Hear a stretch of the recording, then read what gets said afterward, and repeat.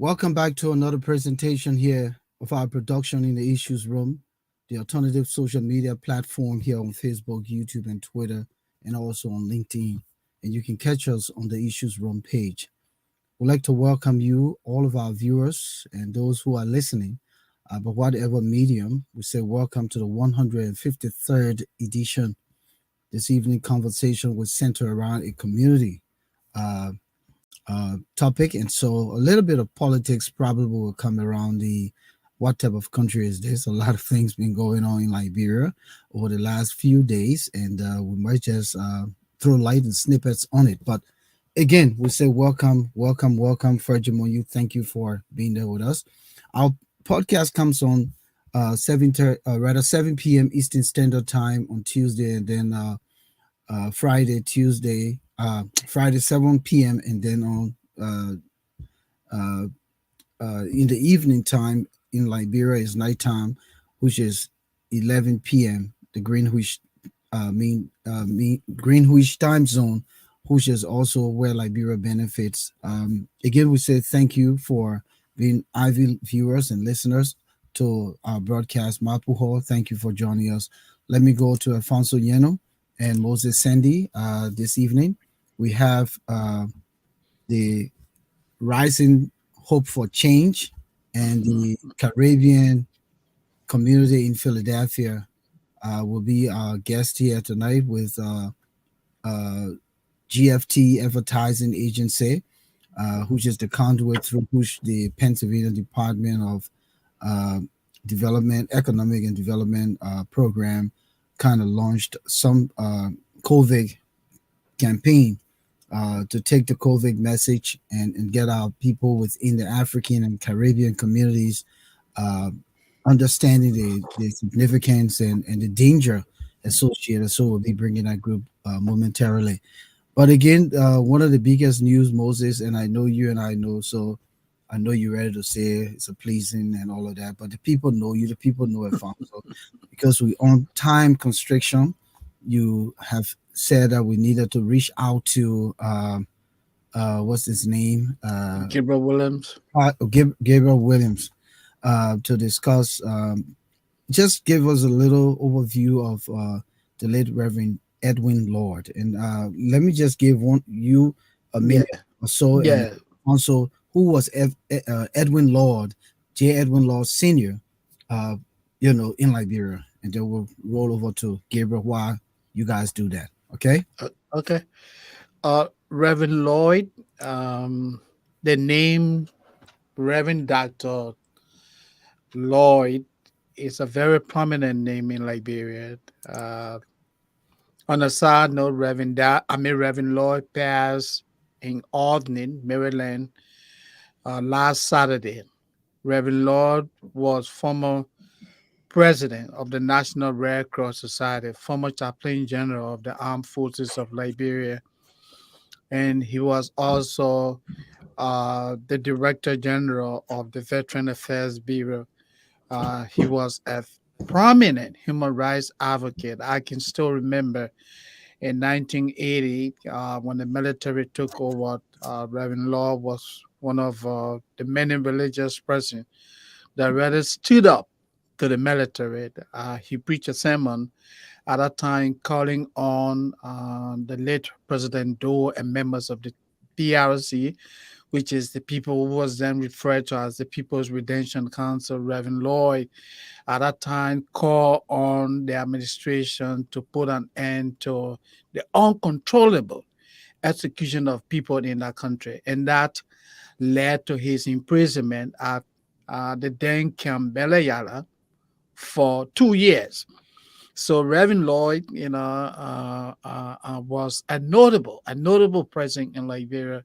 On behalf of the Issues Room, I would just like to join the Lloyd family and all of the friends of the family that we take solace in the time spent together with the late Reverend Lloyd, and we're wishing and the many faithfully departed, we wish that his soul will rest in perpetual peace. Are you there, Volcano? Uh, I guess Volcano's busy. I'm Okay, here. you can go ahead. You I'm can go here. ahead. But Mhm. let me do this quick because that's the, so go ahead, Alfonso. No, basically, I was going to pass it on to you, Volcano. I was going to say I do not know a whole lot about Reverend Lloyd. Unfortunately, I did hear of Reverend Lloyd at the Red Cross, but definitely not about the other things. But I mean, I again, he was a prominent person. The Red Cross played a very prominent role. So, again, to his family and everybody, I'll say, sorry for his passing. All right, Gabriel Williams is on the line. Gabriel I.H. Williams is calling from Sacramento, California. Gabriel, can you hear me? Yes, I can hear you. Okay, You know how you doing? we're good. We're good. It seems as though you're not in queue. Yeah, What are you doing? You doing mechanic work? Did you yeah, hear? Gabe, you on air. It's in the afternoon on this side, so movement and stuff. But am I steady in terms of the background now? Yeah, you said Yeah, Gabriel. Okay. So you had wanted to speak a little bit about the late J. Edwin Lord Sr., a prominent Liberian religious man, the Reverend Dr. Lord, who passed quite recently. In fact, we that was on Saturday. kind of sympathize with him, Mhm. the family rather, for his passing because he was a Baptist minister, and we kind of remembered him in our reunion, the Effort Baptist Church Reunion USA, and Okay. so it's a loss for the country. So go ahead, you're live. Yes, thank you very much, Volcano. Let me say good evening, good afternoon, or wherever you are, to your fellow panelists and your listeners, Moses and Alfonso also in studio. Let me say hello to them. And indeed, the death of Reverend Lloyd, as you rightly indicated, is a loss for our country. And whenever I'm reflecting on the passing of someone, I'm always reminded of the saying, and I'm sure you heard this as we spoken in time past regarding some of our colleagues who have left us. And I always started with this quote from Solon. Solon was this a great philosopher, one of the fathers of democracy, the system of governance that we enjoy today. And he once said that no one should consider himself truly happy until he is dead. And you can, for all the gender, or sensitivity, no one should consider himself or herself truly happy until he or she is dead. What did Solon mean by that? He said that, when someone passes, and after that person died, the news goes around. That's when everyone else begin to reminisce about the person's life. How did the person live, and how well did they live with other people? How did they serve the common cause? And those kinds of things. And so that's when that very cuts. And what he basically meant was that sometimes you see people, men or women who have had very promising lives. They led very promising lives. They top of their game. And towards the end, it's tragedy. Other people, they struggle alone, but God bless them, they stay the course. And towards the end, is victory. Our own history, political history in Liberia, with some of our leadership, and the tragic endings, and how some of the things have happened, I could speak to that. So this is why I come to Reverend Lord. And real quickly, to the question, why are we remembering him? In line with what Solon said, in the 1980s, in 1980, when the military coup took place, and the sitting president was assassinated, and 13 senior officials of the government, from the speaker to the foreign minister to the chief justice, these people were all publicly executed. You know, the military regime of Mr. Doe, Samuel Doe, the People's Redemption Council, who is the military regime that was in power at that time, that seized power at that time, these people continue to kill.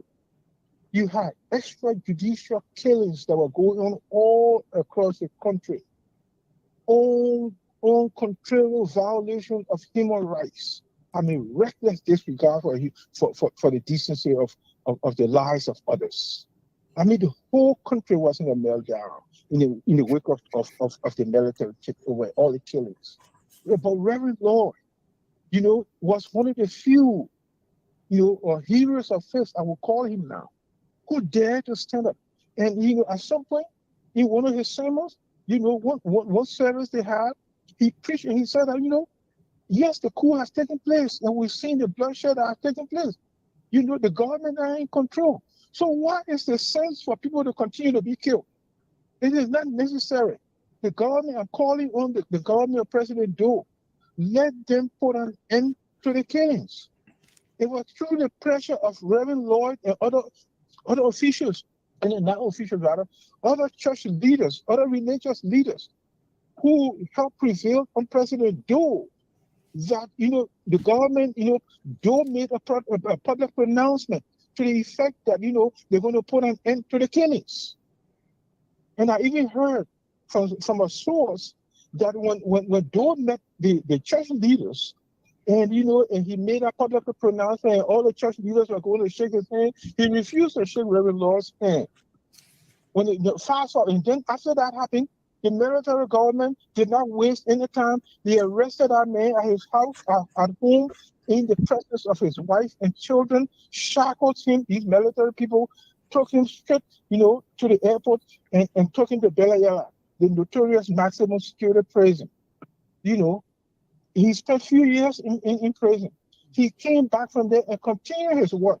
When the war came, Reverend Lord was one of the first religious leaders or people of national standing in our country who publicly called on the government, to seek a peaceful negotiation with the government, with the rebels, the rebels of Mr. Charles Taylor. He said there was a need for the rebels and the government, to come together so that the conflict would not go any further. What happened? His reconciliatory calls were debunked, and he was branded as a rebel supporter. What happened? They started hunting him down, just as they hunted a lot of people down. They killed them. Reverend Lord was, he survived with his family. He fled to Ivory Coast, where he found that this humanitarian organization that catered to hundreds and thousands, if not thousands, of Liberian refugees in the Ivory Coast in the early years of the war. So we just stop there. I just wanted to reflect on this quickly, and then you have questions. We'll take it from there. Well, I mean, we just wanted you to give a summary of what you knew about Reverend Lord, because it won't be more of asking you any question. But if that's where you want to go, maybe another meeting to wrap it up, then that would be fine. Yes, definitely. And I would take it, after the war, many journalists relocated to the United States. And, and the need for us to come together as journalists who have fled the war to organize. And we gather together, to organize ALJA. And I speak as one of the persons and one of the leaders who actually took the charge. The letters that went out for the program, organizing the whole event, the contact with the National Endowment for Democracy, those are things that we undertook. Mr. Bundy and myself, we organized the conference. Reverend Lord was at that conference, and he participated in the conference of ALJA. So, even though he was not a journalist, his commitment to press freedom was unwavering. He was staunch in the support of press freedom. The significance of this man passing and the loss to our country is against the background that the church as a whole in Liberia is completely silent and dormant in the face of the meltdown going on in the country. You wonder whether the church leaders in our country, whether they're going to sleep, because you barely hear anything. There are very few church leaders, and I will talk about Reverend Dr. Reeves, the pastor of Providence Baptist Church, who is now chairman of the Liberian Council of Churches. He and very few people. The rest of the people, you wonder where they are, and and it just makes me think about the late Archbishop George D. Brown of the Episcopal Church of Liberia, the late Archbishop Michael, Bacala Francis of the Catholic Church, and many heroes of faith who during the trying times, the bloody civil war, the military coup, these men stood up. Where are our bishops? Where are our church leaders? Most of them, many of them, they are now in bed with the ruling establishment. For example, these many charismatic leaders who are now ascended the stage, the Asa Wingers of this world who are now archbishops, these people, they are now more aligned with the regime, working against the interests of the country. You don't hear them say anything. I recall that when during the early stage of the WIA regime, the WIA government, this bishop and Isaac Winker had pronounced curse on anybody who will criticize WIA. Now, with all the extrajudicial killings going on in the country and many other violations taking place, the country is in the tailspin. The country is on the brink of collapse. You don't hear about the Winkers. They are there looking for money. These people are engaged in what they call simony, which is the selling and purchasing of ecclesiastical, privileges. The holy oil, the candles, bring this money so we can, pray for you. That's what they are concerned about when the whole country is in a meltdown. This is why people, the Reverend Lord, they are very important today. This is why we always miss people like Archbishop Brown, Archbishop Francis. But the rest of the people, you wonder where the church, they're practically dormant, and that's still to be corrected. Thank you. So I will conclude there, gentlemen. Thank you so much for the time. Thank you. Thank you for the reflection. We appreciate it. I'm sure the family and all Liberians who remember the name Reverend Lord will respect what you've said. And I think no one could have said it better. Being a journalist who followed the Liberian Civil War and the issues in Liberia from the heyday to present, you were best clothed with the memory to share here with us, and we say thank you, Gabriel. Yeah, Thank you so and much. finally, just in my party statement, just one more second to just extend condolences to our dear friend, media colleague and friend John Lord. A stalwart. Reverend Lord, he has produced a lot of children, many of his children who are playing critical role, and John is one of them. He's one of our outstanding leaders, Liberian community leaders in the diaspora. So on behalf of my family and to John and his family, his mom and the rest of their family, we just wish that God will give them strength for them to endure during this process. And of course, all Liberian journalists identify with our brother because he is a true son of a man who was always committed to the cause to the end. So we bless the Lord for the spirit of Reverend Lord, and we pray that his soul and the souls of all the faithful departed through the mercy of God rest in perpetual sweet peace. Thank you so much, gentlemen. Amen. Amen. All right. Thank you. Thank you, Gabriel. We'll catch up with you again. Listen, Moses had to go backstage to take his tea break. Oh, man. Yeah, but that was good. Yeah, well, Yeah, gentlemen, that was listen, good. we gone a little bit past time, and from what I see, only one of the guests here in studios uh, is Francis. Um, so at this time, we'll just have to go to him. I don't know what's the dilemma. In fact, he just pulled off line. So I guess we'll have our conversation until he gets back. But let me say we're here tonight.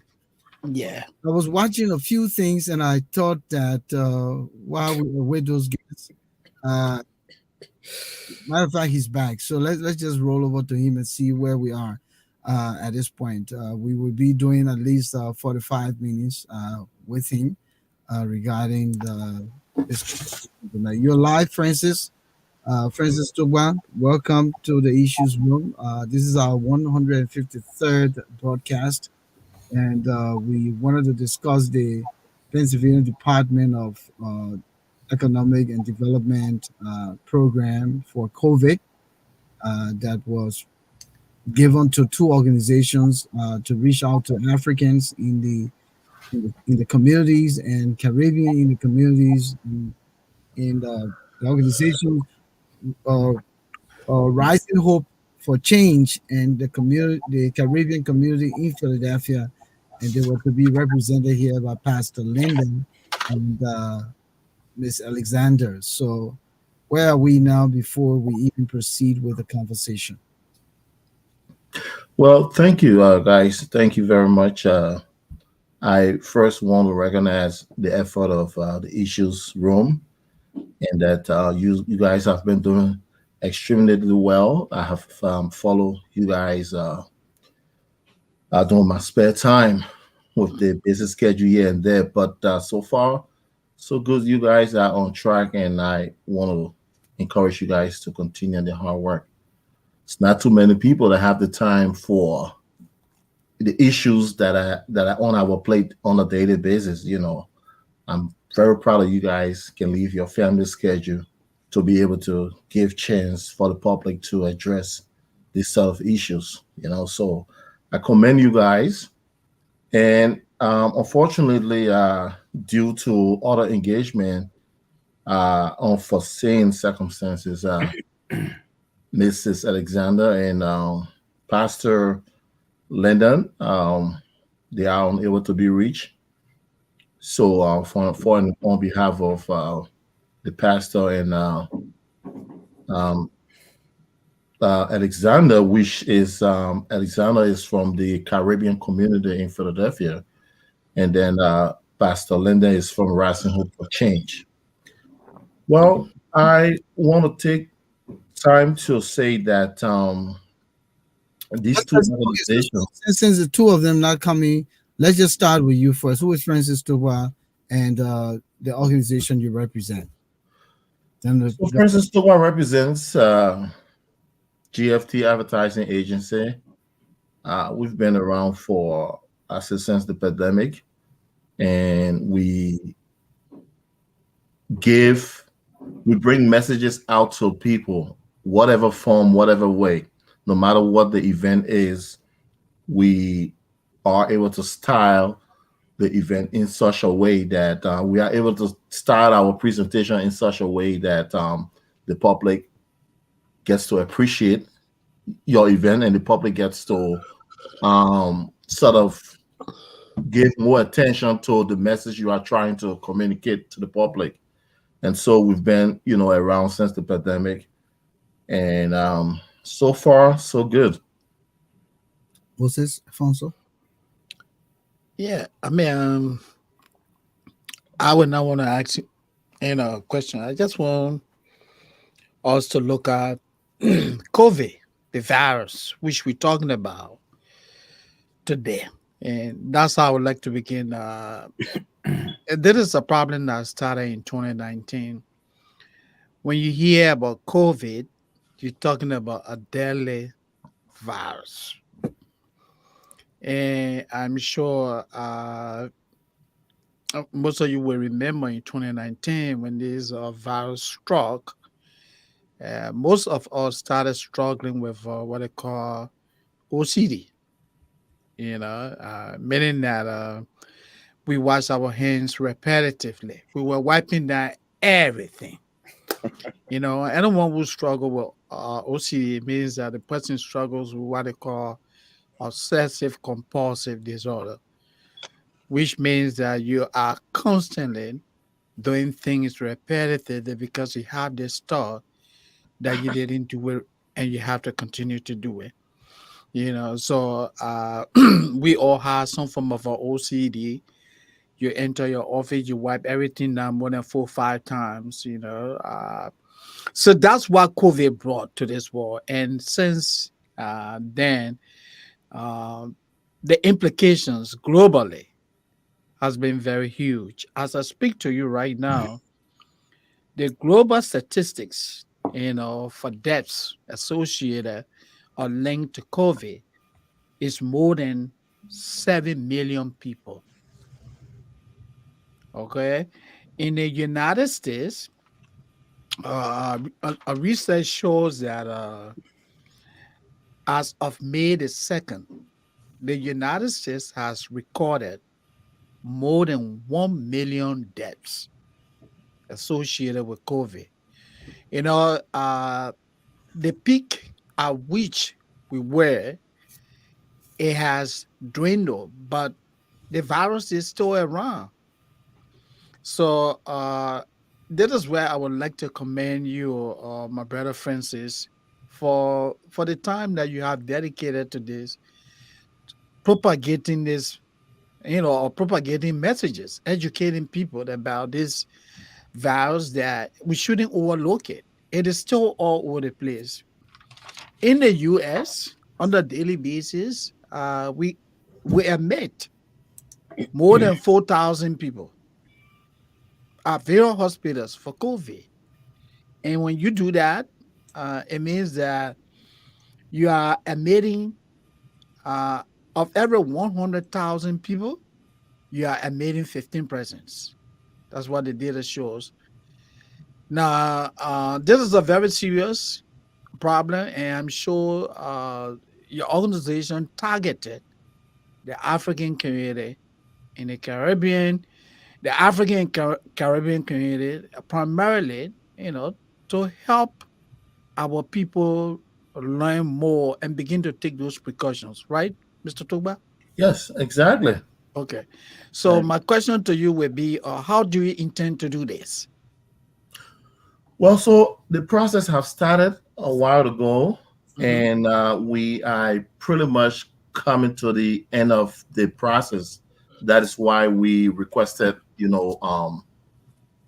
this time for our members of the public to who didn't get chance to follow us in the beginning to kind of to sort of catch up. But my organization, GFT Advertising Agency, was contacted a while ago by Rising Hope for Change and the Caribbean community, looking for a medium that is able to communicate the message to the African community. And so through my work, I was able to get in touch with a lot of other African countries as well, Nigeria, Sierra Leone.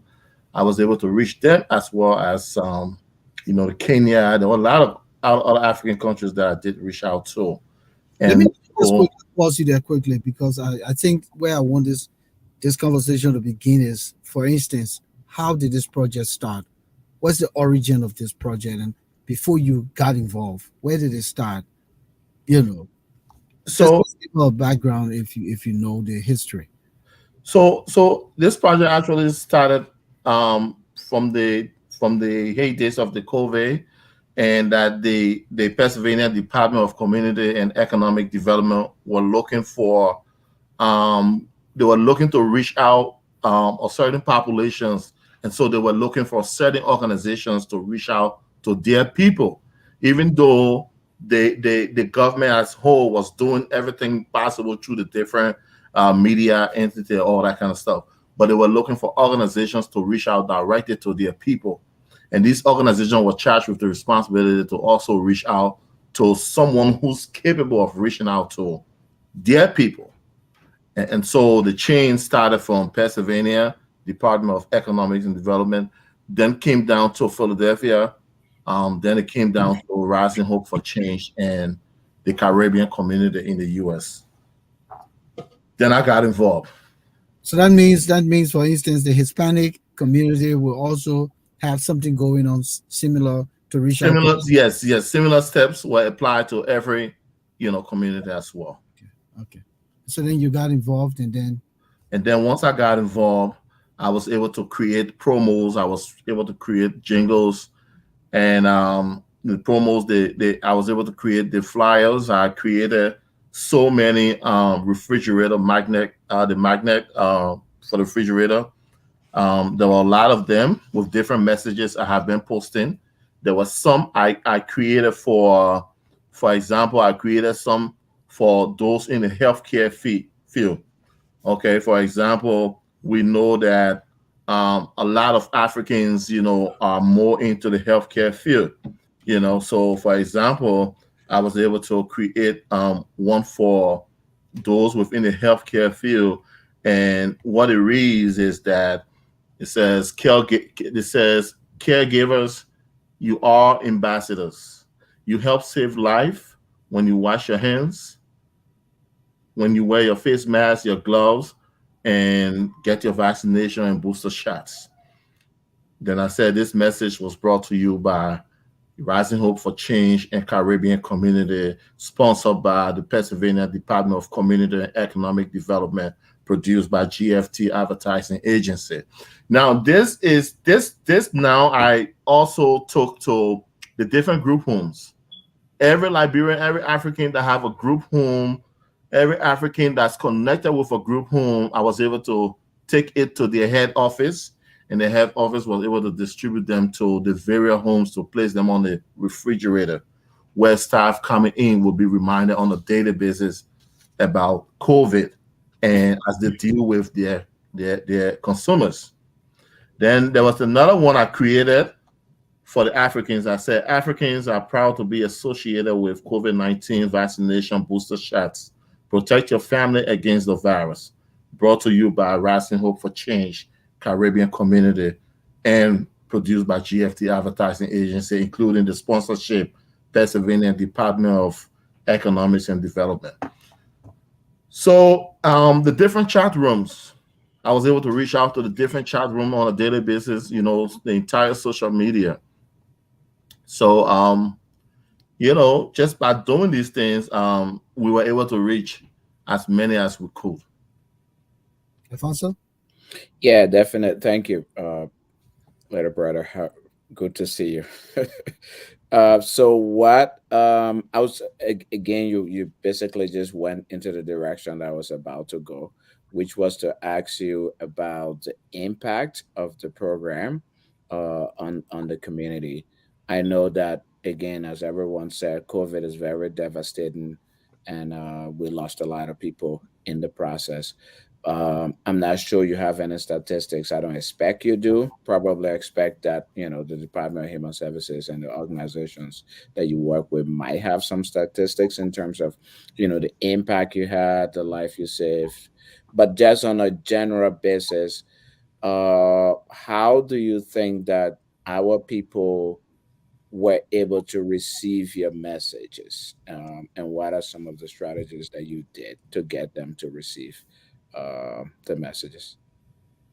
Well, so like I just stated, some of my strategies were going through the group homes. Some of my strategy was going through the various chat rooms, Facebook Messenger. I was on Facebook Messenger almost every day. There are a lot of my followers on Facebook. If you look in your inbox, you're going to see a lot of these stickers. A lot of the chat rooms, you will see a lot of these stickers. As we speak, because of this message, I was able to get myself into so many. I'm currently into the Sevalonia community chat room, currently into the Nigerian community chat room because I have friends all over. So, my advertising agency, we've been doing everything we could, no matter what the population is, we've been trying. Most importantly, the Africans, we've been trying to have ourselves connected deeply with those communities. So if there's a message such as this one, we were effectively able to get the message across. The Nigerian community, their chat room. I mean, there was back and forth chats about it. It was not about you read it and you just jump over it. That's it. But it was back and forth chat. There was a lot of appreciation coming back from what I posted. So definitely, I'm definitely sure that I know that for sure that the message impacted. And You I really appreciate the opportunity I'm having now you to said start, that you to said that start you this. guys are ramping up this project. Yes, we are. We How, are wrapping up. how how much more you got to go?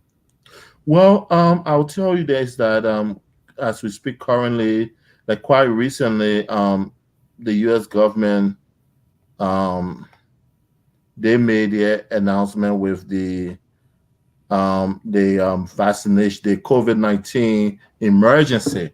I think they have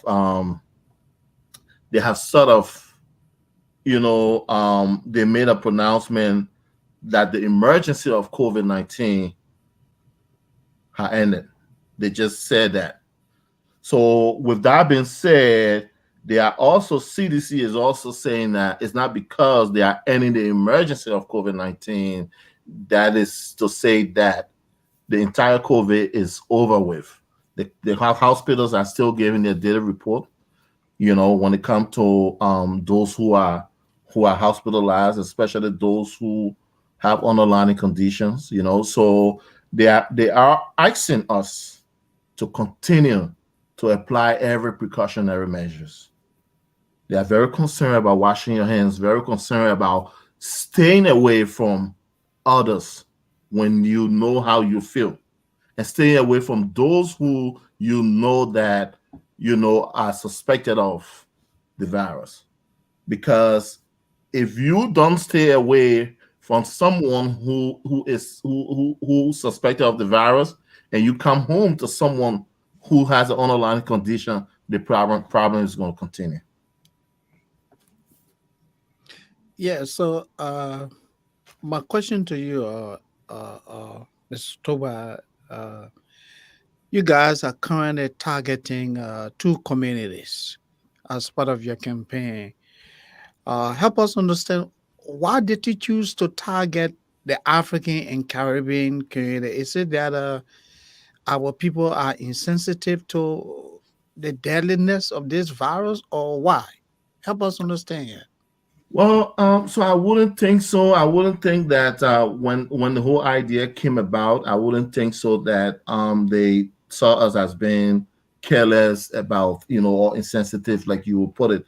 But the way I see it Mm-hmm. is that when someone is really really interested in you, and someone is really really if the person know that you're very concerned about yourself, of course they want to share with you information. But on an overall, like I said earlier, they reach out to every community through its medium that they thought were better to reach out to their people. And we all know that. We all know in the African community, we all know that somewhere down the line we lost a lot of folks. We went to a lot of burials. We lost a lot of loved ones during the COVID. And it's a shame that at that time we didn't know much. We didn't know what to do. There were even times that they will tell you, when you go to the gas station, the pump was the major one spreading the thing. Everybody had gloves and all that kind of stuff. But I'm telling you, up to this day, when I go to the supermarket and push the cart, I was just at the supermarket, push the cart. I told my daughter, she was with me because I took her from school. I said, do not touch the cart. Do not touch the cart. I was doing all the touching. And at the end of the day, as soon as I got in my car, my alcohol is there, my sanitizer, and all of that. So, the measures continues. That's part of the government pronouncement on the suspension of the emergency aspect of COVID. So, and guys, not to dominate. Let me follow up with you quickly. I see that you lay a lot of emphasis on the use of social media. But have you thought about reaching people at various churches or places of worship? The malls, and having town hall meetings and stuff like that. Have you ever thought about that? And if you did, how successful have you been in reaching people? Well, so when it comes to the church and the mosque, Hmm. like for example, like Pastor Lennon, who should have been here, he's a pastor, and he connects very well with the African churches and all of that. Um, Alexander from the Caribbean community, also, she's a wife of a pastor. But we what we did was, my focus was the social media aspect of it, and then the community aspect of it. So, for example, if you are able to get, because the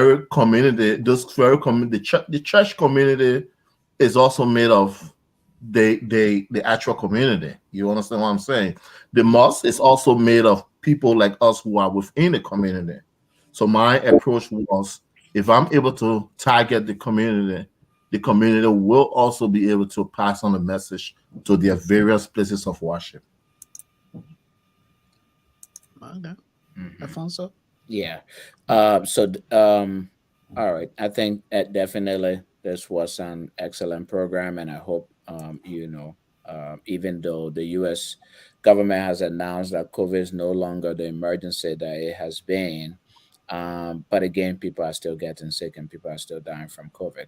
So we can hope that your organizations, yours as an advertising agency, but the other organizations you collaborate with can be able to continue to access funding to spread the message on this very, very important issue. It's an important public health issue, and I want to commend you and your partners for that, and to encourage you to seek sources as there are also other issues in our community that I believe that you all can work on as well. Yeah. I mean, I appreciate, I appreciate the few words. Again, like I always mention, it's a very, very good tradition for us to celebrate with our family, friends, and loved ones. But it's also good to remember that COVID-19, took away so many lives of our family, our loved ones. So before we get together, it's very, very important that we, apply those precautionary measures. The Rising Hope for Change cares so much about the community. The Caribbean community in Philadelphia cares so much about their people and our people. Because at the end of the day, Caribbeans and the Africans, we are like the same.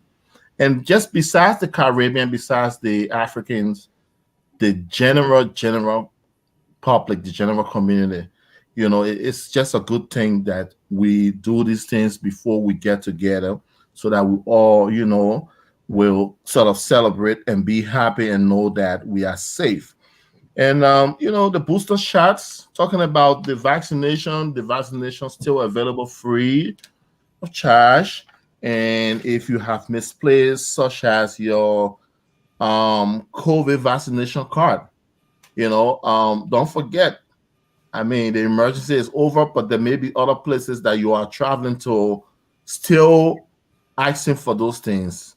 So if you live within the Philadelphia area, if you live within the Delaware County area of Pennsylvania, we have a number that you can reach out to those people.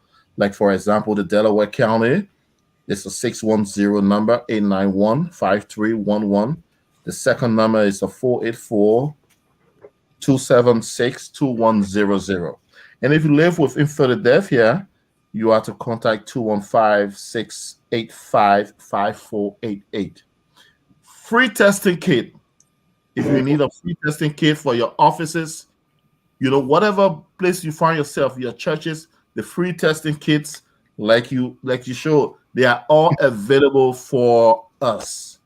They are all available for us. All we have to do is to call these places. You need a COVID-19 vaccination card replaced. You can call these numbers as well, and these people will be able to address your COVID-19 concern. But yeah, I mean, GFT Advertising Agency have been working so hard, and it was very nice working for, you know, being able to serve, the PA Department of Economics and Development. It was very, very quite a great experience. And we're looking forward to spreading our wings as much as we can. So thank you, Francis. We appreciate the time. We hope that the other folks who have come here will probably do have answered some of the very pertinent questions with regards to statistics that Alfonso mentioned and all of that. But overall, I think you've covered enough of what was expected in this conversation. So we appreciate your coming through. We will be moving to the next segment. But There's a potential that we can bring you back in the future at the wrap up. So I would like to take leave of you at this time and any one meeting. Volcano, So, Volcano, please, just before he leaves, mm, I just wanted to ask him this question. mm, As part of your strategy to reach people, have you had any impediments, in reaching, Africans, especially Liberians. Back home, our people often say that something has to kill somebody. And, so they pay little or no attention, even when you are propagating, health messages. Have you had any of those kind of challenges in reaching people? So unfortunately, I have to commend Mm-hmm. our people, the ones that I've, came in contact with. I have to commend them. There Mm-hmm. hasn't been any sort of stumbling block. There hasn't been any sort of criticism. There hasn't Okay. been any sort of don't care attitude. And I have to commend our people for the change. Apparently, the environment have also made so much of impact on the way we respect certain things. Mm-hmm. And to be quite honest with you, I got to give it up to our people that have came in contact with. It's been so much of appreciation and respect. Okay. Thank you. Thank you, Yeah, sir. Thank you, Francis. yeah. Thank you guys too. It Okay. was a pleasure having you.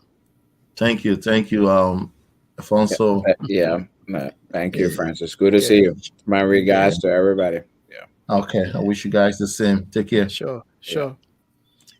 Well, if you're just joining us, welcome to the 153rd edition of the Issues One broadcast here on Facebook, YouTube, Twitter, and LinkedIn. We'd like to welcome all of you wherever you are tonight to the broadcast. Please continue to encourage others to join us here tonight.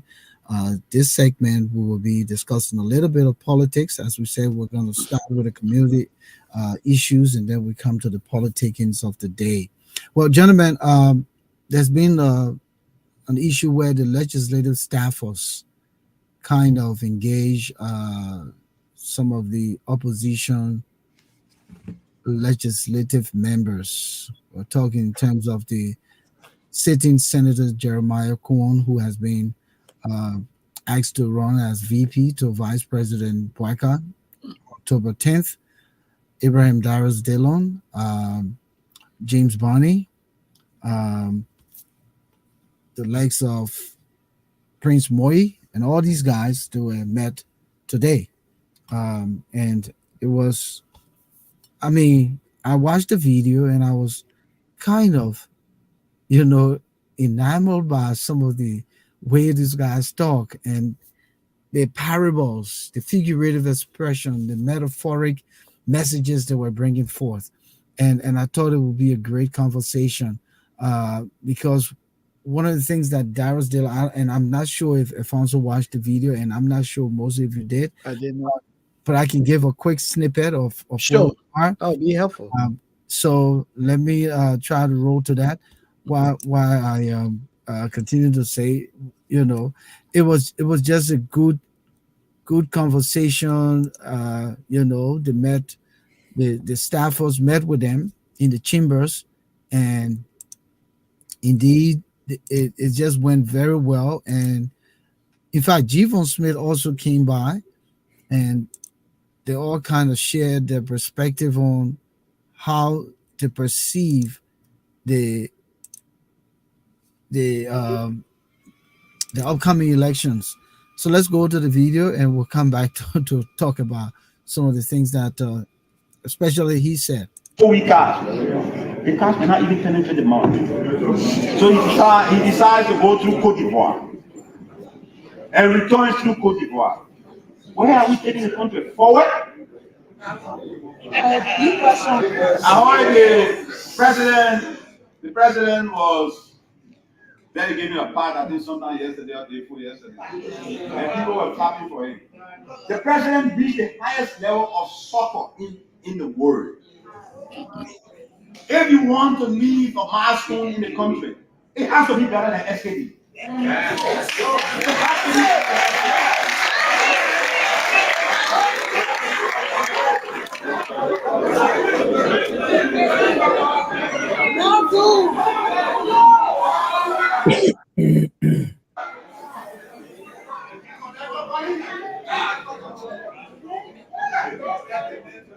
If it is not better than 8 years, I'll pay 60 years ago. It is not better than SKD, I'll pay 30 years ago. there is an embarrassment. And those who are behind the president clapping are people who are misleading him. Because it's disgraceful and embarrassing. But you know why they have reverted to pacts? Because they want to mislead the little ones. The little ones, they didn't see what Liberia looked like before now. All they see is what is around them. So we have the responsibility to guide them and tell them the country deserves better than this.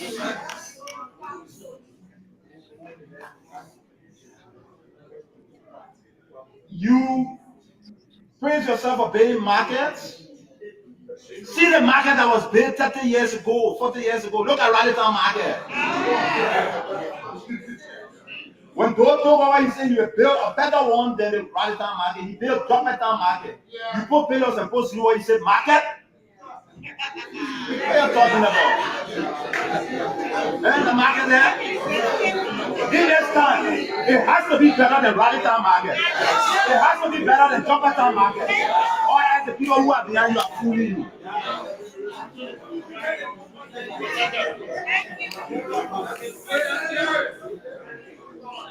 And there are many persons who say, but you were there. We try and to advise, and the advice will not be heard. And the country is bigger than friendship. The country is bigger than friendship. It's about time that we rescue the country.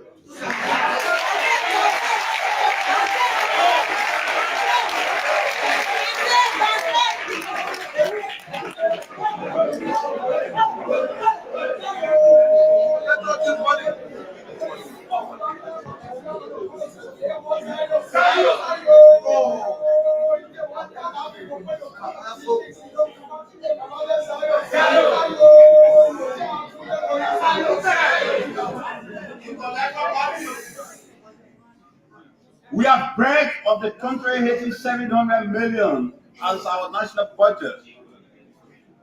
When the country had a budget below $500 million, the hospitals and schools were financed at $700 million. These hospitals and schools are in dilapidated position. And we are supposed to be clapping for the president. The country is bigger than that. And we cannot do that because it will come to hunt us. Our major challenge will be the first-time voters.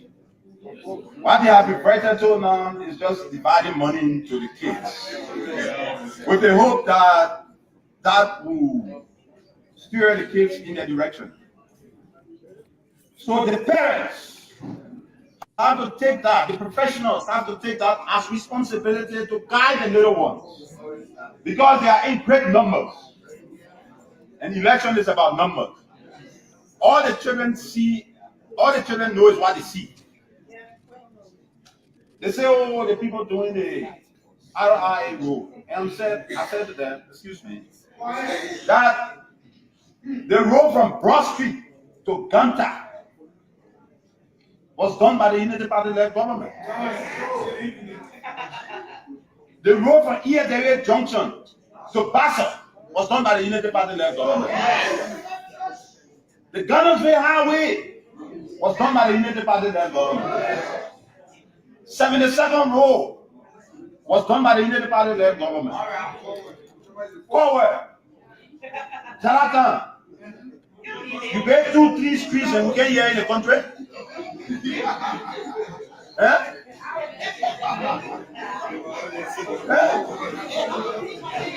What are you talking about? What are you talking about?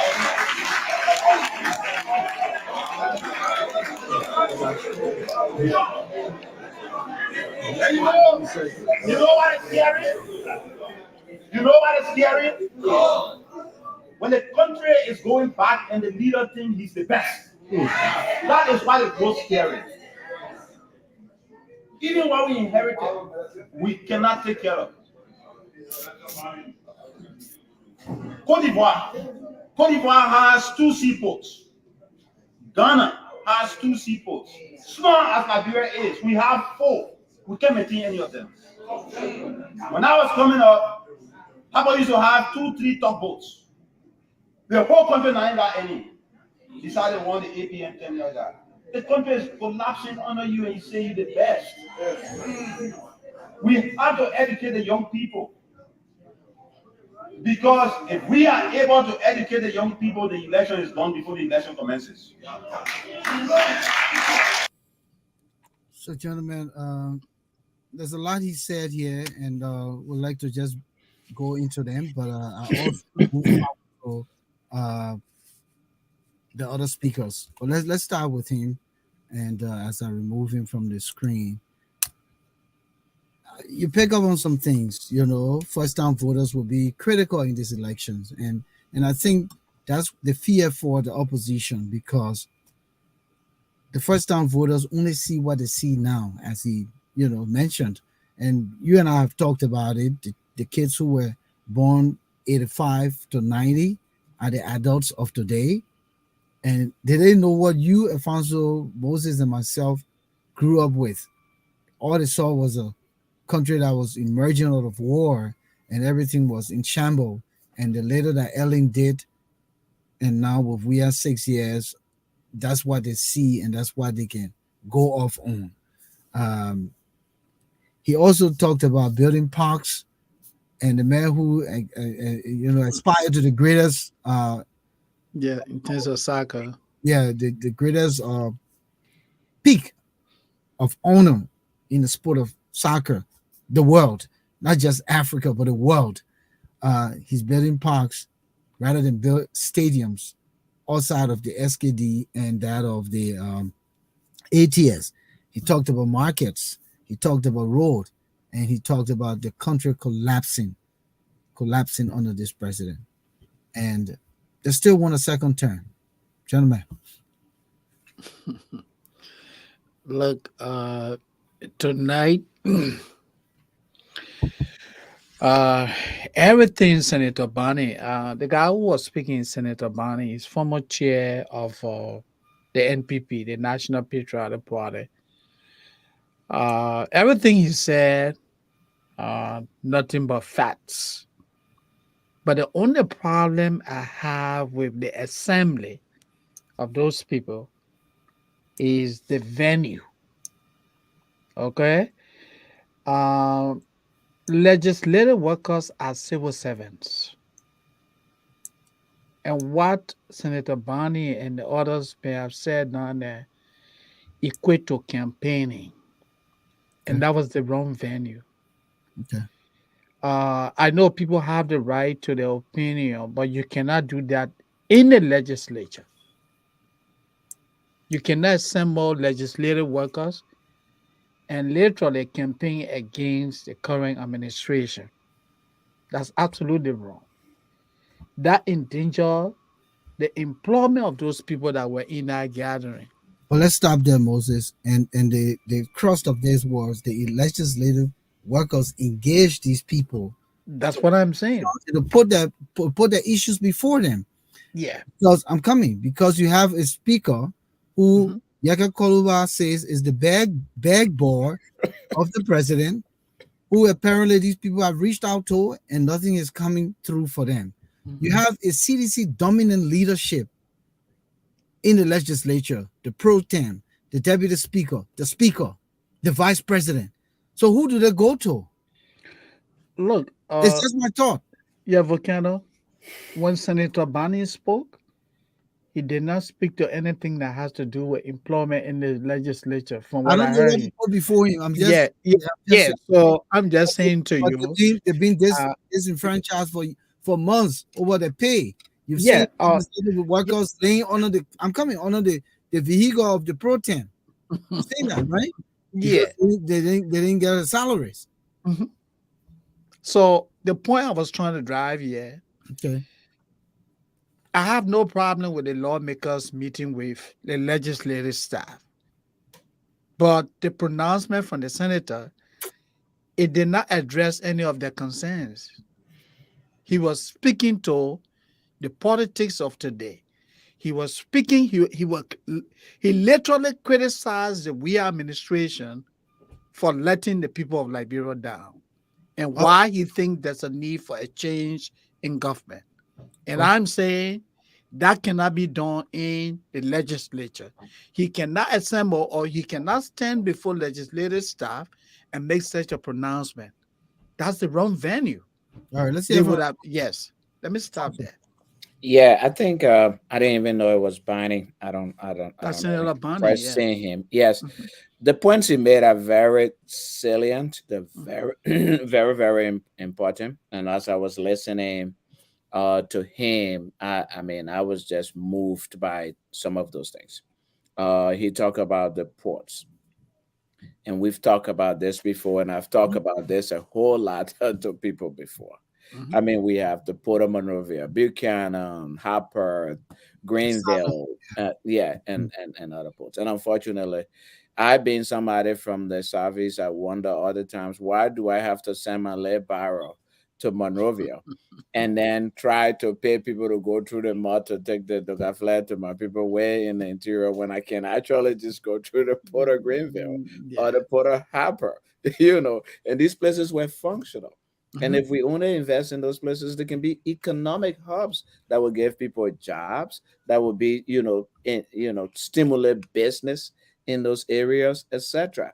What's there to say we got Taboo, we got San Pedro, and all those places across the border into Ivory Coast? People who want to ship their things could go through the port of Harper, ship their things, and then take them over there. So we could be serving that whole region. So I think those are really salient and significant points. Moses, to your point, yes, using government facilities, using government paid staff Employee, yeah. to cater, and using like even the security people who were there. uh it's not very different from using government vehicles to go out there to go and campaign. So that is Absolutely. the only challenge I saw with that. But I Yeah. also see Volcano's point, which is that my understanding from what I heard, I didn't see this part. I saw the part when they were accompanying, I believe it was Kanga Lawrence. Yeah, and the And rest of them, they all, yeah. Yeah, Delo, they all everybody came. sitting there. So Yeah. those were spontaneous. That it wasn't planned, I as know. far Yeah, as it what I wasn't. heard.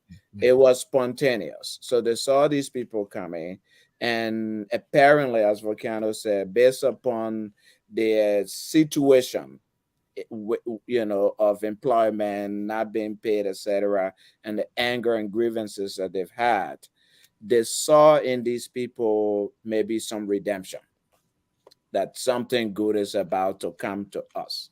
So they went to them, and I understand it wasn't organized, it wasn't arranged, it was a spontaneous movement. Having said so, I do agree, Moses, that using government facilities for rallies or for meetings of that nature could be seen as really a violation of Yeah.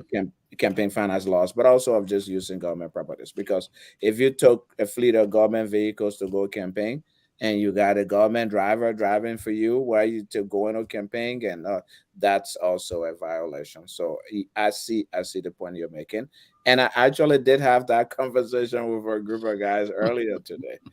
And one of them said, well, so we had EPS officers dressed in CDC stuff and walking around. So why should we be concerned about this And the today? But president yeah, take the president take donation given by a foreign government and put his name on it yeah, and give yeah, it to the people and say that his project. But yeah, let's go to Dillon quick. Let's go to yeah. Dillon and hear from him. In 2019, where it came up, where you, the staff, endorsing a former staff.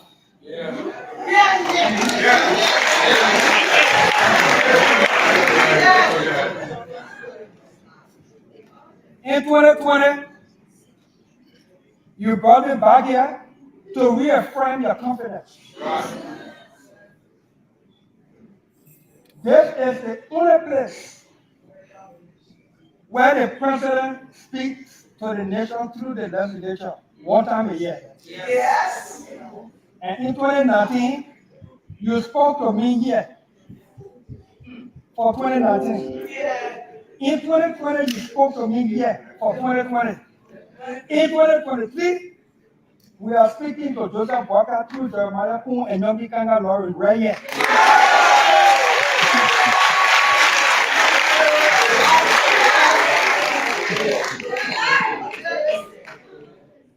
My colleagues have said it. Enough.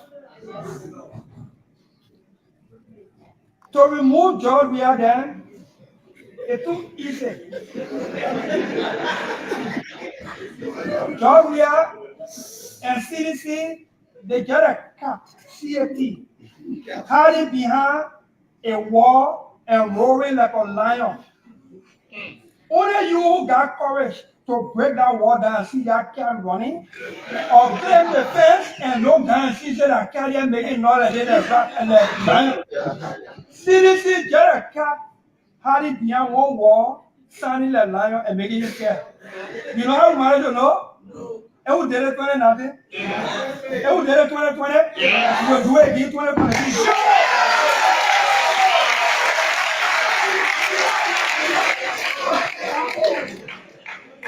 George Weah and CDC should have, we have packed long time and not talk about second term.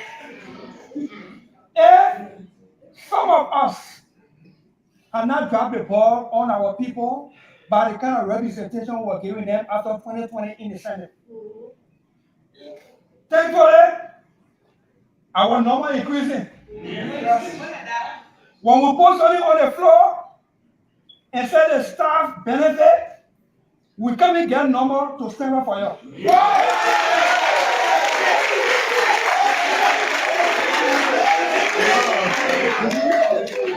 When we put something on the floor and say the budget is not passing, we're getting a number.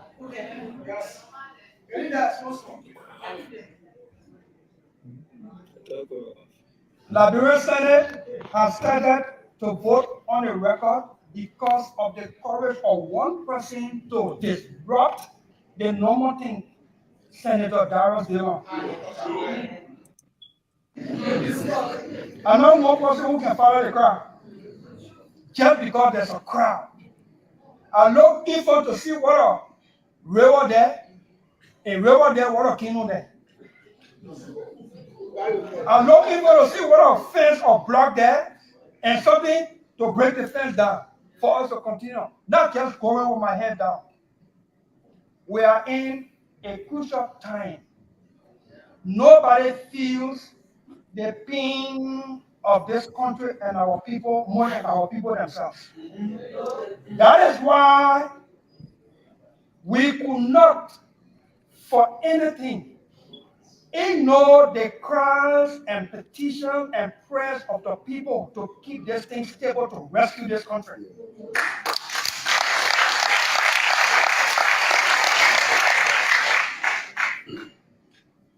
Party, no party, Liberia first. Permit me to leave this with you. You're a man who's ability. You're here?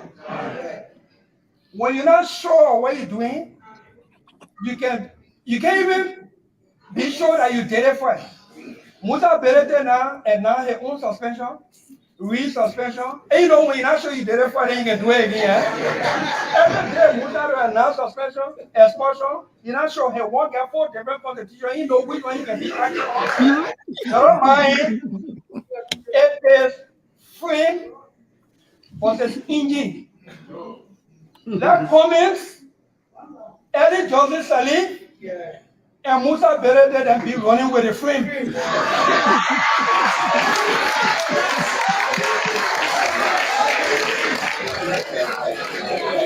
Let me repeat. Let it be running with the frame when the engine already in another frame and the engine is moving. You heard about a week or 2 ago that Darius Dillon met with Madam Salif. I will address the country on that meeting. All that propaganda spin. You don't mind it. That meeting told me the deep trouble where the country in and the sources of the trouble. I will speak to it. I will speak to it. Not today. I will speak to it. And our country will know that men still standing in this country.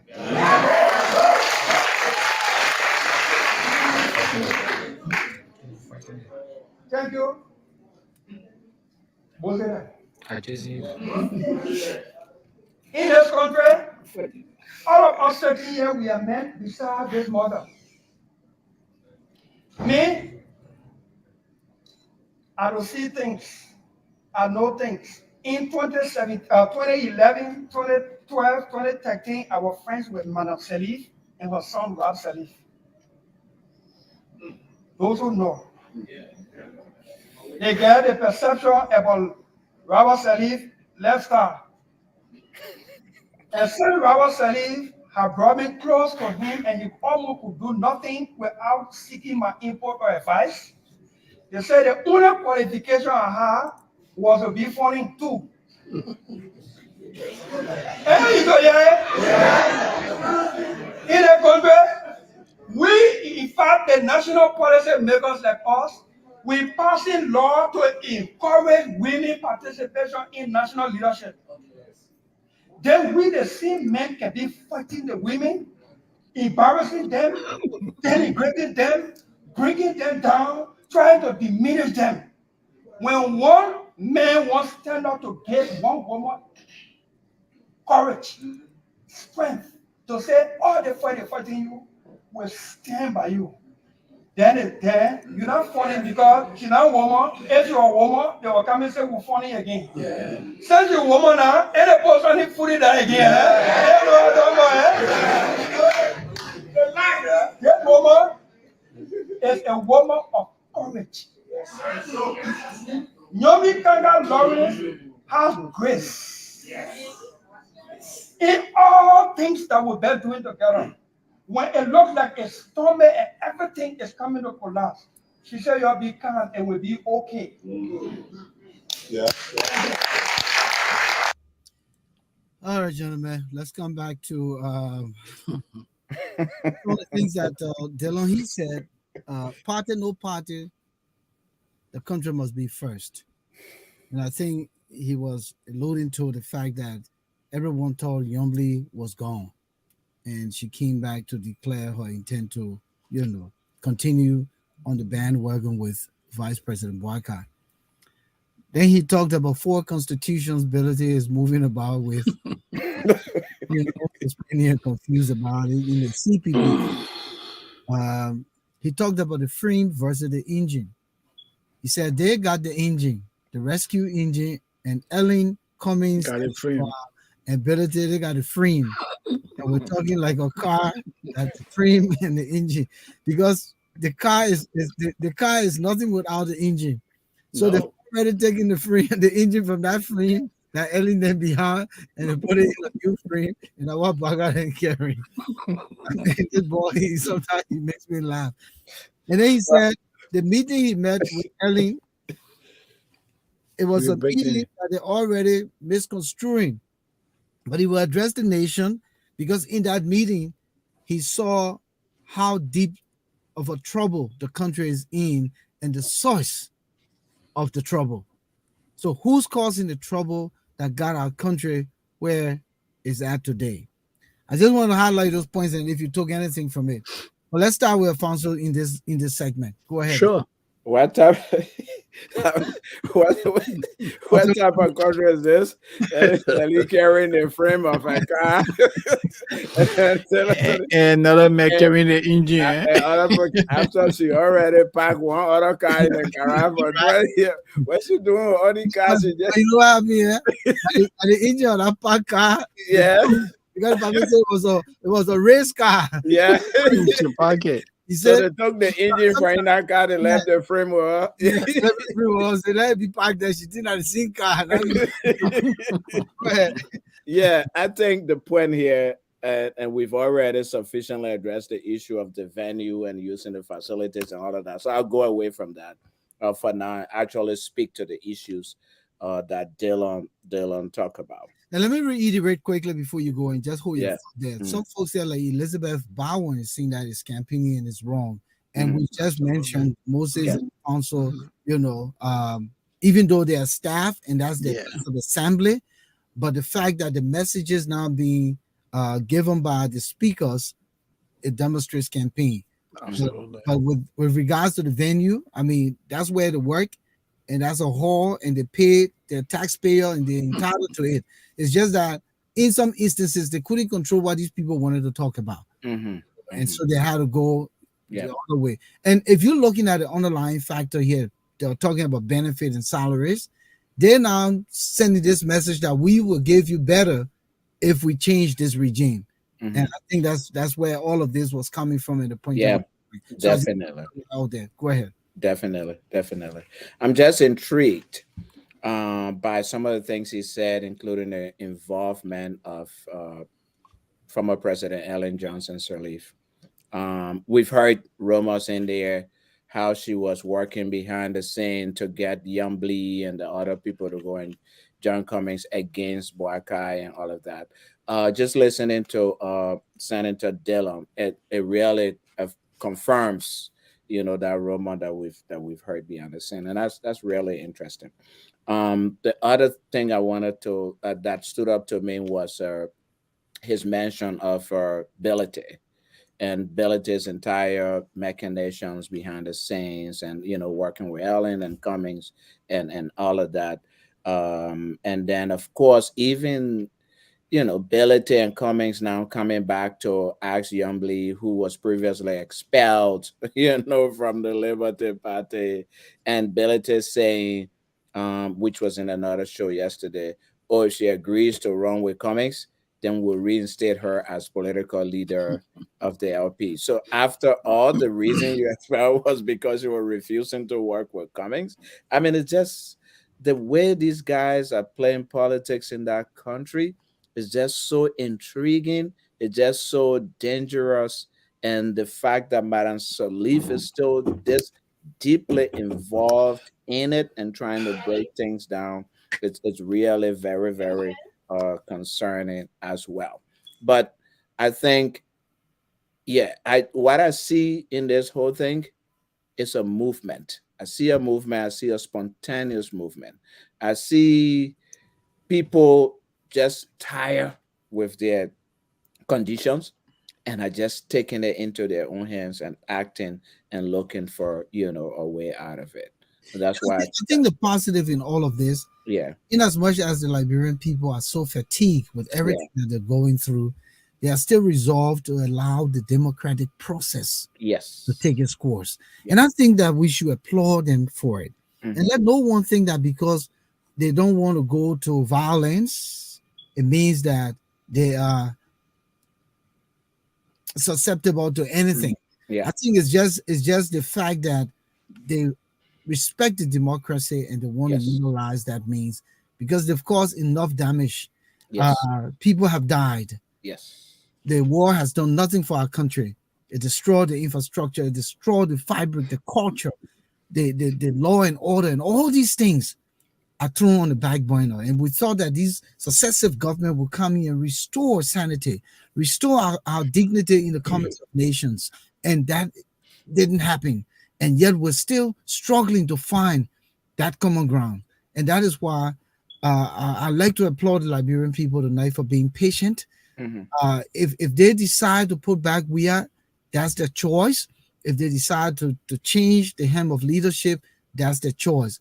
But I would pray that it will continue to be resolved and that they will trust the democratic process. But I also want to emphasize when you were talking about the politicking of the day being dangerous, I think it's just waterside politics. And I'm not going to give it any kind of, beautiful, what I would consider, what's the word, adjective to describe politics. I think it's just waterside politics because look at the politicians. How schooled are these politicians today? Mm-hmm. They're just guys from the corner the other day. They're not real politicians. They're sycophants. They are greed. They are people who just want for themselves. And so you can see how filthy they're doing these things to the point that it's all glaring. The only problem is, and who said it, right? The first time voters are the one who don't understand these politicians because now the ability to function and think is clouded by the Zigwe, Jose. So these are the slogans that confuse these young people. Alfonso, you, Mane Sumo, a lot of the old guys like Say Wilson and guys like Emmanuel Jackson, when we were growing up, not that we're that old, but at least in our country, we were focused on our ABC. I never saw us gathering around politicians. I don't even remember me being in a campaign parade. I didn't even have the right to vote because I'm now voting age. So we didn't find the time to do all of this nonsense that these guys are doing, these young people. So they're not able to decide who is real and who is fake because they get consumed by all the fanfare. Motorboy boys put about 10, 15 motorboy in the convoy and everybody, Zigwe, Jose, all the that is why the politicking is waterside politics. Yeah. No, I agree. Moses? Yeah, If very quickly, most of you coming, Volcano, to support your point. If somebody has not seen electricity before, for 6 hours, 12 hours, 24 hours, and somebody just brings one generator and gives them a light bulb in the community for 2 hours, that's all they know. That's all they see. So that person is doing good for them. But during our days, as you said, there was electricity, there was running water, there were, taxis. So yes, that is true. Yeah, I just want to support that point. yeah. Look, guys. When we speak of democracy, we're talking about a rule of law that allows people to exercise their free will. And exercising your free will comes along with adhering to the rule of law. And that is the unfortunate thing that I noticed with this assembly. You see lawmakers breaking electoral laws of Liberia, breaking public service laws of Liberia. The purpose of that gathering, as you guys said earlier, was to listen to the grievances from the workers. We have not been paid. We have no transportation. We find it difficult to come to work. What can you guys do to help us? I want to believe that was the primary objective of that meeting. You heard Senator Dillon. He said in 2020, workers of the legislature or legislative staff endorsing in that same General Assembly Hall. That was wrong. When you do that, you endanger the employment of workers. But Moses, let's stop there. No, This let man- me no. okay, This yeah, man was working. It was one of the colleagues. but that was wrong, Volcano. It was one of the colleagues who was No. not running. Then this what happened in 2020. Eh. In 2020, Senator Dillon was not working as legislative staff. Then he had already served. He completed the term. You remember? He said 2019. Yeah, he completed the term of the late CDC chair who was in the Senate. He completed that term. So in 2020, he was endorsed, according to him, by legislative staff. Do you see what Mane Sumo posted? So let me come to you on this. So I'm a member of AJA. I'm a journalist, and if I wanted to run for senatorial position, are you saying that friends of me, whether in AJA, whether journalists, can I endorse me? Because I'm one of the obviously, look, Volcano, let's understand it this way. who may be represented. Yeah, Volcano, let's understand it this way. I have no problem, and I don't think anyone will have problem with other members endorsing the volcano shelter. No one will have problem with legislative staff endorsing a former legislative worker who having to be Darius DeLon. But the venue cannot be the seat of the national legislature. It cannot. That place is meant for legislative work. When you go there, you are a civil servant. You can go in a community. How You do can call your town hall meeting. how do you reconcile the president goes there to campaign by his messages? No, I mean, Oh, no, now no, let's to me. no, but Mr. Shelton, are you implying that two wrongs make one right? But listen now. Let me come on behalf of Mhm. those people. Yeah. You ask the question. You say, Mhm. "Oh, listen, we are the legislative staffers. We come to you because Yeah. we've done what we had to do. The sitting ruling party is dominant in the House, so we can get anything done. And now we're heading to elections. Mhm. So we're looking for a new conduit through which our issues can be addressed. Are you Look at the opposition folks and they bring them in. What message can the opposition folks give at this time when it's in the campaign? if I were Yeah, let me what use message? let me use What myself as message? an Because the message example. has to be, listen, you just hold your peace. The people will soon go. The people that cat, you see them making up behind the fence. No, Volcano, you don't do that. No, I'm just saying, go ahead. Because Yeah. there's nothing better they can say. Because even these very people, their hands are tied. Yeah, How much has so this is how you address this problem. If I were in our assembly, I would not have said all those things that those guys said. Okay.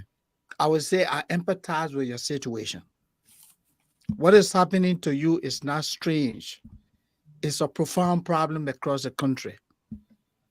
I can assure you we will help to find solution to this problem. All right. I will speak on the surface. I will never campaign that this guy did not build road and why there's a need for this administration to leave. But let me come The to guys were campaigning. okay, but let's come to the Ministry of Transport issue. Yes. When Samuel Toa went over there and made promises, and the minister went to him and he said, "Go tell the people anybody demonstrate, we'll fire them." Was that fair to those employees? It was wrong, but Volcano, let's understand now. I'm saying to you, the employees have the right to express, but you cannot assemble employees, or employees cannot assemble themselves to say, "Hey, we have grievances," and they present their grievances to you. Instead of speaking to those issues, you are campaigning. That's what I'm saying. But It is here's the wrong. deal. Here's the deal. But the I government think we does have. this, and you and Yeah. what do you say about that? Come in, Alfonso. It Yeah. is wrong. That's why but we say two but wrongs do not make one on the right. surface, Moses and Volcano, on the surface, we are saying that it's wrong to use public facilities to Absolutely. campaign. But that's on the surface. Okay. We do not even know what the arrangement is at the Capitol building in terms of using the facilities. Can Look, somebody go and, for example, rent the hall? Can somebody ask to use the hall since it's a public hall? I've seen people take bodies to the rotunda of the Capitol building and have funerals or whatever there. I've heard weddings held in the rotunda of the Capitol building. Matter of fact, Yeah. INC Musa's Dean wedding. Okay. okay. Yeah. So At the Monrovia City Hall, I've also seen private programs and stuff take place, politicians go. look, So we don't know whether or not such an arrangement exists for members of the public to use that public facility. We don't know. We are only speaking on the surface that using government and in principles that using public resources to campaign is wrong. it's wrong. But that's just the surface. We don't know the but details of it. So Alfonso, I don't think we should draw but no, definitive Alfonso, conclusions here Moses, and dwell on. let me make another point. You're coming. Yeah. No, you're coming. Yeah, okay, go ahead. Another point. Just the other day, they fired the telecommunications minister. Absolutely. In fact, it's a very good example. Yeah, example right? you're giving. Yeah. All right? Mhm. This man went to endorse his chairman of his party. Yeah, chairman of the And, NDR. and, Yeah, and he got that position because of the deal collaboration. NDR, yeah. collaborate. So now Mhm. you fired the man because he went there. So they were right for doing it. Well, Article 56 of the Liberian Constitution gave the power to the president to appoint and dismiss at will, Okay. and that's what he utilized. But Even though the way what he did, yeah, I would not have done that, but given the Liberia that we have today, that's what he did. And now to answer that question, that even endanger the assembly of those people. Those people went because they had grievances. I don't think it should. But Moses, wait. Alfonso, let No, me I will let you complete my continue. Let thoughts. me just ask No, you a but question let so me you can just add complete to my that thoughts point. I'm first. just asking you for you to add. When you keep saying they endanger their jobs, It's what like do you that mean by that? understanding. That's what Okay, do you so mean this by is what I'm saying. Mhm. Don't forget now, the guys who were over there in our hall came from various offices. And majority of them, I will assume, work for CDC lawmakers. And the pronouncement that emanated from that hall was against the CDC. Mhm. What do you expect of Moses Sandy who works with Akaras Gray? Mhm. Being in that hall and going to the office to interact with Akaras Gray. How do you think Akaras Gray would deal with But what Moses difference Sandy? does it make when I work and you can't pay me? What No, difference does it? I'm coming. no, No, Moses, you're not being fair tonight. What difference? I'm being fair. No, It's like you guys are taking the whole thing yeah, at a yeah, different what level. difference does it make when I have to lay on the pro temp car for my salary? Volcano, What difference does it make? what I'm saying here, we're speaking in terms of what is right. I mean, we're talking about the do's and don'ts. But what are the do's and don'ts when you have The do's and don'ts here is down? that when you go to work, when you work in a public entity, you are considered a civil servant. But look at what And happened the civil other day. servants are not politicians. No, look at what happened the other day. What makes civil servants not politicians? But You Moses, want them to go and vote? Moses, No, once listen. again, the civil servants, once When again, you go to work, guys, everywhere you work, Mhm. Volcano, when you and I were at LBS, we did everything in conformity with the handbook. Did we ever mount the podium at ELBC and condemn child state administration? Did we ever? Did we ever? But Did we ever Moses, mount I the don't. podium to condemn But Moses, I don't know where Amos you're Sawyer? going with that. Hold on. Yes, No. yes, Yeah. yes, Did we? yes. Did we ever condemn Amos Sawyer? And why didn't you? Why didn't you, I Moses? spoke in a balance. Yeah. I spoke in a balance. I don't know about you, but I spoke in a balance. Why, Moses? You said you didn't. Why didn't you? Did you didn't do it because you thought Taylor was perfect or was doing everything right? No. What I'm saying or is were you that, trying to protect your job? Okay, so why didn't you not do it? Okay, so this is the point I'm trying to drive here. We didn't do it. No, I didn't do it. Say you. Yeah, listen, now I didn't do it. Other colleagues that I know didn't do it because we knew that we were in the employ of the government. We could have gone outside and assembled, but we did not use the compound of ERBC to call a press conference and condemn the administration and condemn Mr. Taylor for whatever he was doing. So that would have nobody should endangered use our employment. nobody should use public That's the point I'm making. facilities. But we passed that point, So Moses. I'm saying to you, it was wrong. Mhm. It was wrong for the lawmakers to have taken advantage of those people that called them in. They called them in because they had what? Problem. No. They want a solution to the problem.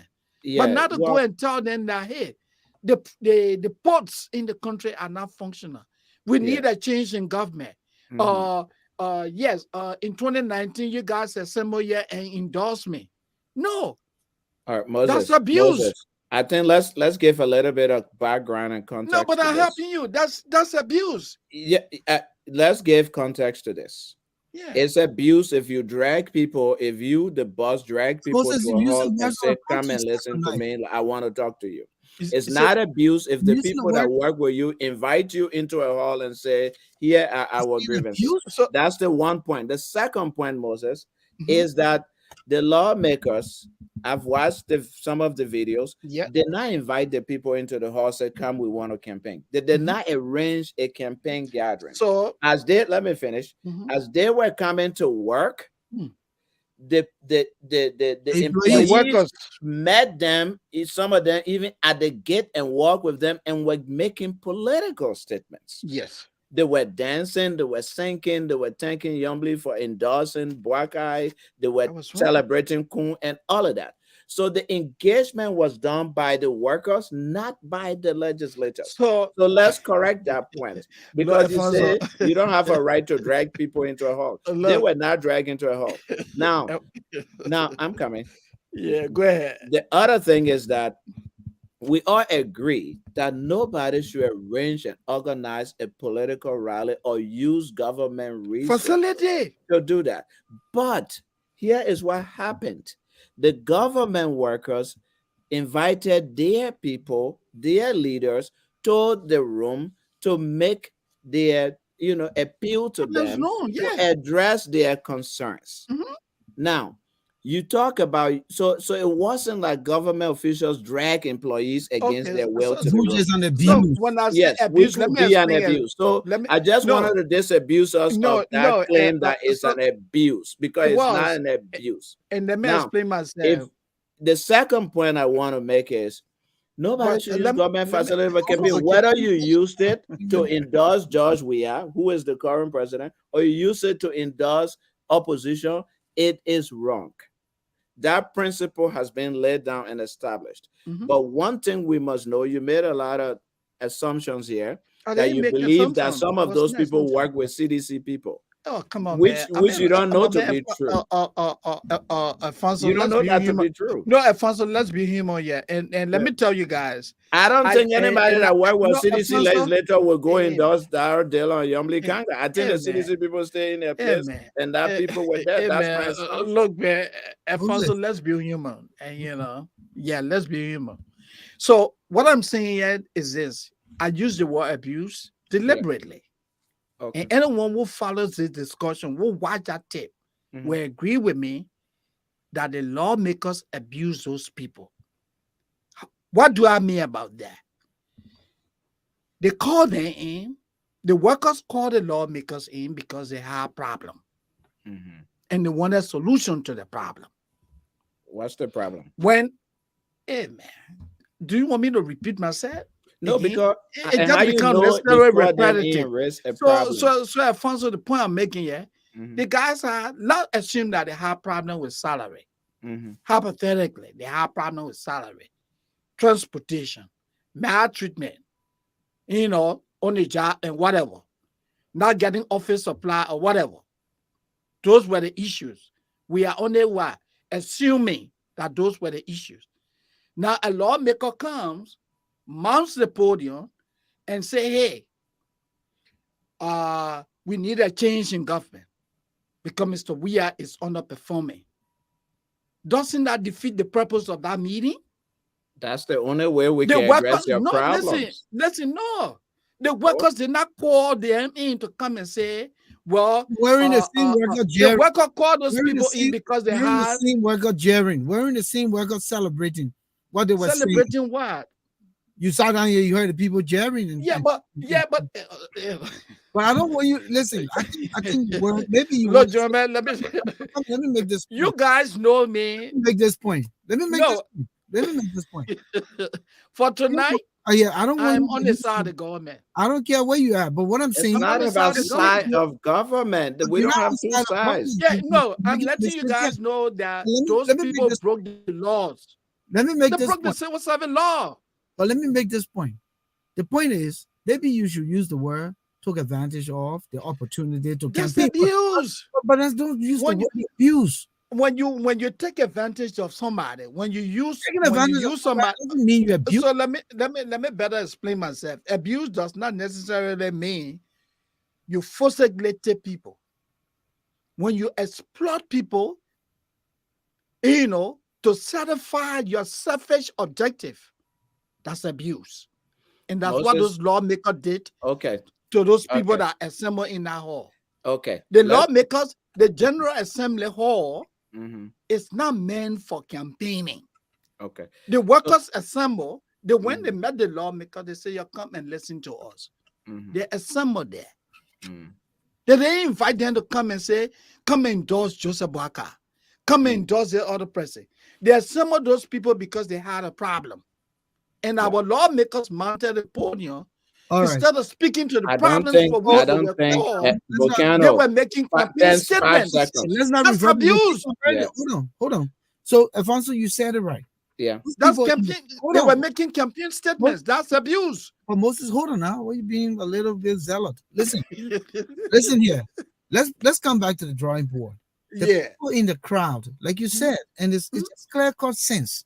Mhm. Those were probably legislative workers who work in the opposition camp at the Capitol. Because, like you said, Alfonso, we can't say it will be CDC people who sitting over there and Jerry, people working for Akaris Gray and people working for, the other people like Milton Teji and those guys and doing that. No, I doubt it. Or Edwin Snow. No, I doubt How it. do you know? No, I said I doubt it. I didn't say how do I know. I said I doubt it. Yeah, So, you're assuming. the You're people, assuming that that's they what I'm But have. saying. Moses, you yourself assumed earlier So, by so saying the they came people, from CDC offices. so the people who are there is Mhm. is part of the camp. You can tell that they're looking for change. They're yearning for change. They're not. So for you to say here that they were abused, you They think were because, abused. you think because they are legislative workers, they don't belong to a political party? Is that They what do. Look, Volcano. Let me they explain don't have myself. political Let interest? me take you. Let me take you back to our days at ERBC. When we entered the compound LBS, what did we do? We put our politics behind us. We were nationalists. We were performing a national duty. We What did was not go on the radio what was the to governing compete for any structure then? political party. What was the governing structure then? Eh? What was the governing structure? It was quite different from what we have right Moses. now. Yeah, But but what I'm helping you, that's my what I'm question. helping you to understand is that when an individual who works for the legislature enters the Capitol building, he or she has entered that building to execute a public service. But And that is in and that nobody same vein, disagrees. in that Yeah. same vein, all of Yeah. the people who are calling themselves lawmakers or who are lawmakers, whether senators or legislators, are representing political institutions. Oh, you don't agree with that? I do. Oh, you don't agree with that? I do. So The lawmakers, let me finish now. listen, Let me the finish. Let me lawmakers are not civil servants. But let me finish now. Let me finish. What makes them not civil servants? They are political leaders. When you go to civil service and they hire you So to the work ministers at the are Capitol building, so hold on. that's the distinction So the between ministers are political leaders or are they civil servants? our political appointees. Political So, appointees are Moses. different from civil servants. Oh, Moses. Civil servants, oh yes. Moses. Oh, but Moses. Volcano, don't you know that? No. Civil servants are those Moses who is are very hired. passionate tonight. Civil servants are those who are hired Moses. by Moses. the civil service agency Moses. to work in various government Oh, entities. so the people that will bring their own people, their family, then put them in position. Not through the civil services. How you call them? You see, Moses. Moses, you kind of be Moses. and Moses. you see what- Nobody disagree with you you know, here. oh, you trying to, I don't know why you woke up. I'm not saying you can't propagate for the government, like you on the government side of that. My man, tonight, Yeah. let me tell you. Yeah, I No, got no, but you need to Moses, listen to your Antoinette. man too did now. not- You're your not man the did not one. do any You're wrong. trying to be overly righteous My here. man did not The do fact wrong tonight. you're trying to be Because overly righteous without understanding the circumstances and the issue. because the man, you What- see what I'm saying, Alfonso? Hold on, Yeah. Moses, stop it laughing.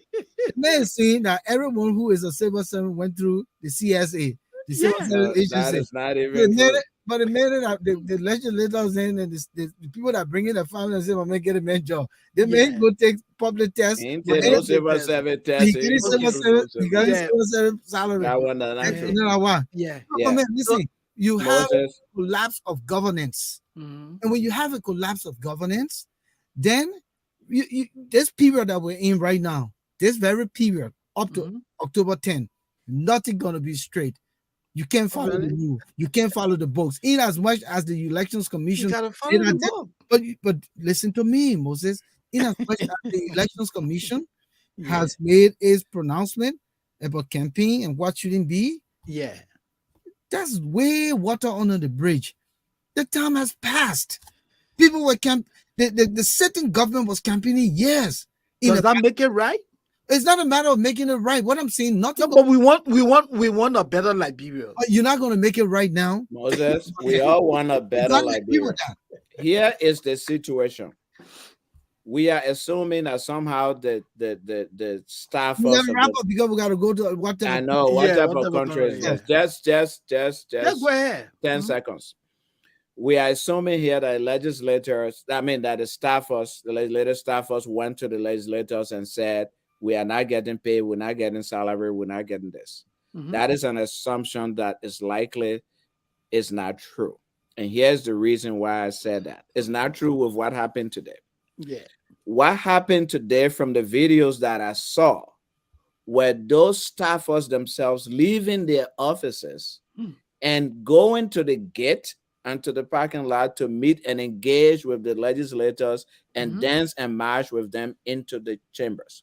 Okay. They were making a political statement that we support you. They were calling Yombly rescue mother. Thank you for the endorsement. Everything, blah, blah, blah. Jeremiah, I listened to it. I think on DTV, whatever Okay. the case may be. So they didn't go to petition the legislators for their salaries or for transportation or for road conditions. They went to petition and to say, we support you politically. So It was based upon that, Mhm. that those legislators made those political statements to them to say, when we win, when we take over, situation will be better in the country. Now, Okay. should they have used public facilities for campaigning? We all agree. All three of you agree on that. Nobody ever said no, is not wrong. But we must also look at it within context, and you're not doing that. You're being absolute. Volcano and Alphonso, let me ask. I'm not going to go here. We got 1 minute. Let me ask you guys this question, right? Yeah. Let me just ask you this question. If you were in leadership at the legislature, what would be your action? You're sitting in your office, you got your camera rolling, and you see legislative staff endorsing, opposition lawmakers. Thank you for endorsing Omer Boaga. We appreciate you. At the Capitol building. And not only that, pulling them into a room and they're sitting there, all they're discussing is why this government must go. If you were the speaker, you were the deputy speaker, what would you do as a leadership? Moses, I think we've sufficiently discussed No, that. We three of us here. Here's what I would do. What would you do? Here's what I would do. say it's okay. No. Nobody says okay. It's okay. Here is what I would do. Here is what I would do to answer your question. Yeah, I would do what I said to you more than 10 times, that using public facilities for campaigning is wrong and is unacceptable. That's Were you what I taking would a do. punitive I action have against said those that to people? you a million times. Were you taking a punitive action? Having said so, I do not know the rules of the House in terms of using the facilities. Okay. I don't know. Volcano just told us he MC a wedding there before. No, but listen now, hey man, Also, we can dwell on this. Ask the question.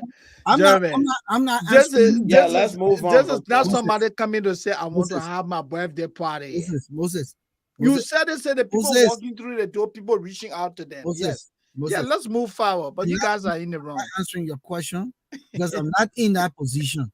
If I were in that position, I would have had the moral compass. Yeah. Demonstrated to be a speaker for the country or a pro tem for the country, and not for a political party. Yeah. Even though I may have run on a political party, but once the people who vote for you is not always the people who are in your party. It's a collective conscience of people who see good in you. So if I'm representing in those positions, I will be representing the people of Liberia and not seditionists or unity partisans. So I would be a different person. Then I will answer your question if I was placed in that position. So at this point, I won't answer your question. So let me just say this quickly. If You I always were got something to say when we got to move on. quickly, Yeah, Jermaine, Moses, it's 9:50. if I were in the position of the speaker, the Okay. deputy speaker, or whatever, right? You know what I would have done? I will assemble the leadership of the legislature and bring the HR people in. I said, look, guys, bring the HR handbook. What does it say regarding employees here engaging in political activities? Whatever the law is what I will enforce to the letter. All right. Thank you. Yeah. Thank you. Thank you. Mhm. Manisumo say you're right. There are two kinds of government workers: public servant and civil servant. Those elected to offices like senator is public servant, and those appointed to offices are civil servants. But then what want to so then you answer then you qualify what I said. The minister is a civil Is it servant, those elected to offices a like public a servant. senator is a public Yeah. servants, and those appointed they are political appointees. It's Civil servants No, no, are no. what's the civil stuff? servants No, are not appointed. You know, the directors, the no, they are. janitors. No, they are Uh, appointed. you say what? The civil servants Just are not moving of appointed. Joe How Civil Biden. do you? servants are not Were you a appointed. civil Minister is servant just at minister. ELBC? Eh? No, Were I you a was never civil servant? appointed. Why you got to Moses, ELBC? You just Moses, walk from I the was street and walk to hired. I ELBC? was hired as a Moses, reporter. Eh? Moses, the minister is a Mhm. civil servant. A minister What? is a political But appointee. he's a civil servant. What? No, a civil servant But goes through what? Moses, The regular screening what process by Mana civil said, service. what Mana said is true. However, that was not the argument. The argument was Volcano's argument was Rap did started those telling people me go wearing the through Kabuto did those people go system. through the civil service process? That was the argument. They don't go through the civil service process. You say But what? they're That civil was servant. Volcano's argument. Yeah, But go but they're ahead, civil servant. Volcano. I don't know what the man talking. No, civil So servants. okay, hold on here. Rap started say this Moses is wearing this country Mabudu hat. The tie on his head, not thinking straight. Better take that hat off. Yeah, Moses he wore that hat tonight, my man. You know, Yeah. So But They let me say my let air yeah. blow your hair. Yeah, you know, my brother is starting the right thing, you know, civil servants. all right, but listen, Yeah. I know that once you work in government, public institutions, you are civil servants. And if you say the minister is not a civil servant, even though they're political appointees, that doesn't divulge him from the position, or I mean from the role of being a civil servant. He is a civil servant because he's serving the people. All right, but let's go now to memory lane before we Okay, go. you see, Country is this. anyone who works for Moses, the why civil are we service going is a through all civil of this? servant. Let's go to Anyone who memory works for lane. Let's government, go to Huh? Hold on. anyone who works for government, Uh-huh. Mhm, anyone who works for government Uh-huh. mhm. is a civil servant. So the minister Okay? who is working So for. so listen, a cabinet minister, Uh-huh. this is why we have category.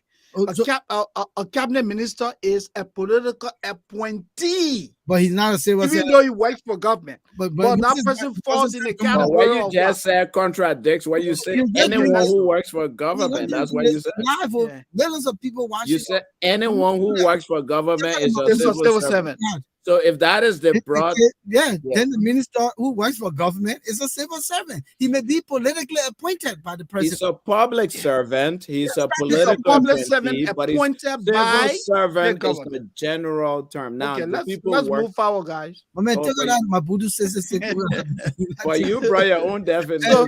So you're telling me that Moses, you're not going to we use all of our public buildings now to campaign? No, we should not. That why you don't understand what we've been saying? That is wrong. All right, We so just listen, said it a million times. listen, That's guys, wrong. we gotta move on. Don't lead the public into believing that we are saying that is Listen, was I won't right. point for decorum now. I won't point for Okay, Yeah. go ahead. All right, thank you. Mhm. Folks, tonight is kind of like in-house battle here. Yeah, Which is definitely. good. it's about it. My man Wu is Mabudu says that thing is straight tonight. But anyway, I'd like to welcome you. Please share the word. Tonight we're having a conversation around some of the politics in Liberia, and we're having a great time. We are all brothers here, and we just want you to know that and disagree to agree. But yeah, that's the We essence. get into this segment called Memory Lane before we get to the what type of country is this. And Dr. Sumo recently had his page hacked, and so he couldn't get back with us, but he finally resumed and he sent us a memory lane here tonight by A. Sumo. By that time, Liberia was sweet. Douala and Sincor Fiamma had renowned buses. Nuku Town, Lagoon, and Single Oro had coastal buses. You know the buses I'm talking about? Mm-hmm. Camp Johnson Road had Tommy Bernard Yes buses. You remember Yes Transport? Yep. A taxi could take any 4 passengers to the same destination for 65 cents. Our bigger boys then made morale by chartering taxi just to visit their girlfriends. Loking Town had Kala, Mami put a pepper. Douala had Var cook shops. Ente Megetik, Duko had restaurants. We used to call our elderly uncle, auntie, sister, brother. But when the freedom fighters then came, we called them Pape and Oma. We told them respect yourself because, or rather before you bottle away your disgrace. Before you bye. Yeah. Our Zogos them call their good friends Brabi. New Crew Town had Richard Bar, Babiata, Groover's Inn. Looking Town had Vicky Spot, and life was great. You remember Vicky Spot? Mm-hmm. You remember OAU 79? It was the Liberia Dream Band. OAU Welcome to Liberia. Helicopters landed on top of the OAU Conference Center. Oh, how I remember Liberia. 10 cents could give you a bus ride across Monrovia. 25 cents could give you a short taxi ride any part of town or the Bourgeois Island. But when cabmen crossed the bridge, you could beg and pay 50 cents. Great days. I too were a cabman. But you remember when on Saturday, you remember? Liberian Premier Weekend Corrupt Exercise when they ask you for the Saturday. You remember our big government officials used to or are still going to the Lebanese stores asking for their Saturdays. Sad, shameful, what a disgrace to the nation's pride. But guess what? After the Lebanese man gave the Saturday, he increased his prices and the masses paid back. The masses suffered. Yesterday, they killed Talbot for rampant corruption. But what do we have today? We have homes built like prisons. Rampant corruption. More boyos, more honorables, and more zogos. Electricity is a catch of style. College graduates unable to write a paragraph. I come in peace. Do you know what I know, or do you know what I feel? And there's a piece here penned by A. Sumo, just a reminiscence of the good old times when Liberia was Liberia and not what is now Liberia. Ladies and gentlemen, we say thank you for staying there with us. It's time for what type of country is this?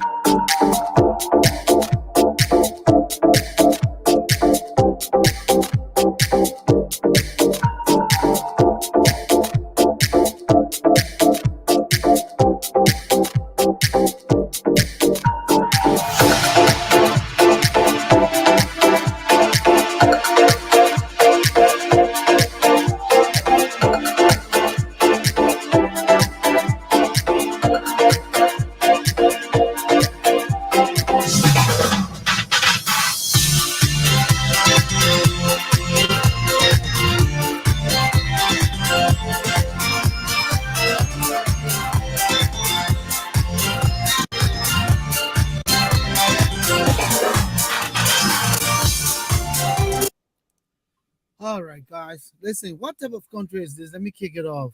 When your colleague goes and wear Mabudu Sese Seku hat, check for his head, and he just kind of confused. He said he take the government side. Them man who are against the government here, now he take the government side. What type of country is this? I think the government side tonight. What type of Because it country is is this? absolutely wrong. to Moses campaign say he against take the government side when in fact there's no government side. Nobody question the government over there. Yeah. But what type of country is this? And look, Volcano, our country's situation is so sad. Let me make this statement. Our people still live in the Asian time. I just learned today that next month. My man say you learn that on people. Yeah. I'm Dr. Tifode tonight. Yeah. But what I was saying, Jeremy, is that what I was saying is that I learned from a colleague today, and you guys help me understand that next month the National Elections Commission will do what they call exhibition. That is, they're going to put up a list of registered voters. And they expect people to go and look at the list. Volcano Shelton doesn't live in Tomoville.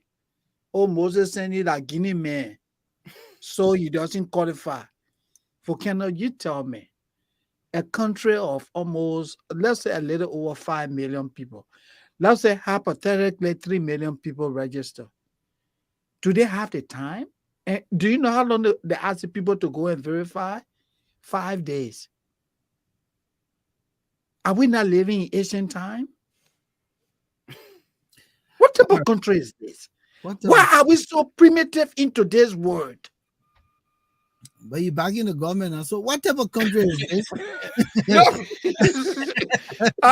I am speaking to something that I consider to be wrong. I wasn't back in the government, but honestly speaking, Volcano, don't do that. Alphonso, in today's world, no, you deliberately said to now on the government side.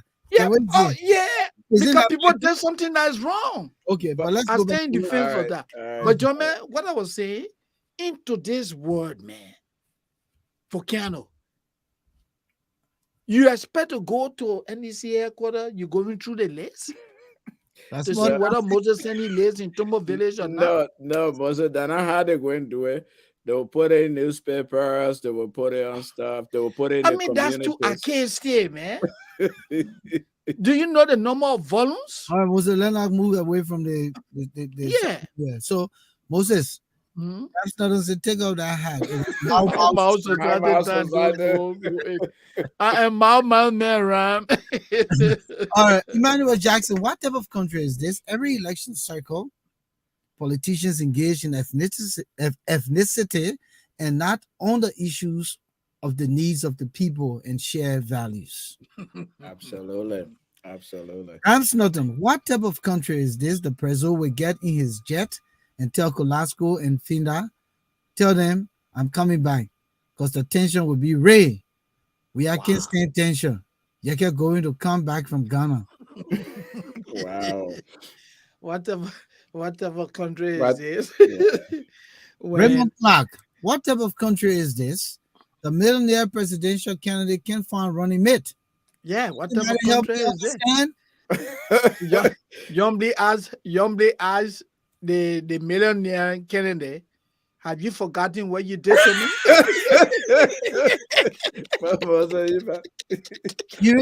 even to say we'll find something for you. Yombi say, I want have you forgotten? ABC, have you forgotten what you did? You say, what did I do? You say, no, go and think about it. Yeah, but the guy asked Jeremiah Kuhn, he asked all of those people, and they all said no. Wow. Yeah, and the man still running the what type of country is this? They don't say that Mozambique got 4 constitutions. And that's true. They have Mozambique on one other show. I don't want to say the name yesterday. They have 4 constitutions. And he said they revised the constitution in Ganta the other day again. That make it 5. Yeah, make it violent. What type of country is there when you have the combination of Musa And- Bilete, a Liberty Party, and Alexander coming, they can't even pull 500 persons together. And you know what he said? He said Yombly had agreed to run with Cummings. Then they were going to revise the constitution again to keep her as political leader. What is this guy? That was made it 6. Yeah. Musa Bilete, that constitutionalist. What type of country is this? Oh my Ellen just dealing in car parts and car. They don't say they will make it free. Well, on the back running with the engine. Park the race car in the garage for 12 years. She thought the car was still there, but the boat went behind and took the engine off. She's jealously protecting the frame. I know the man go with the engine.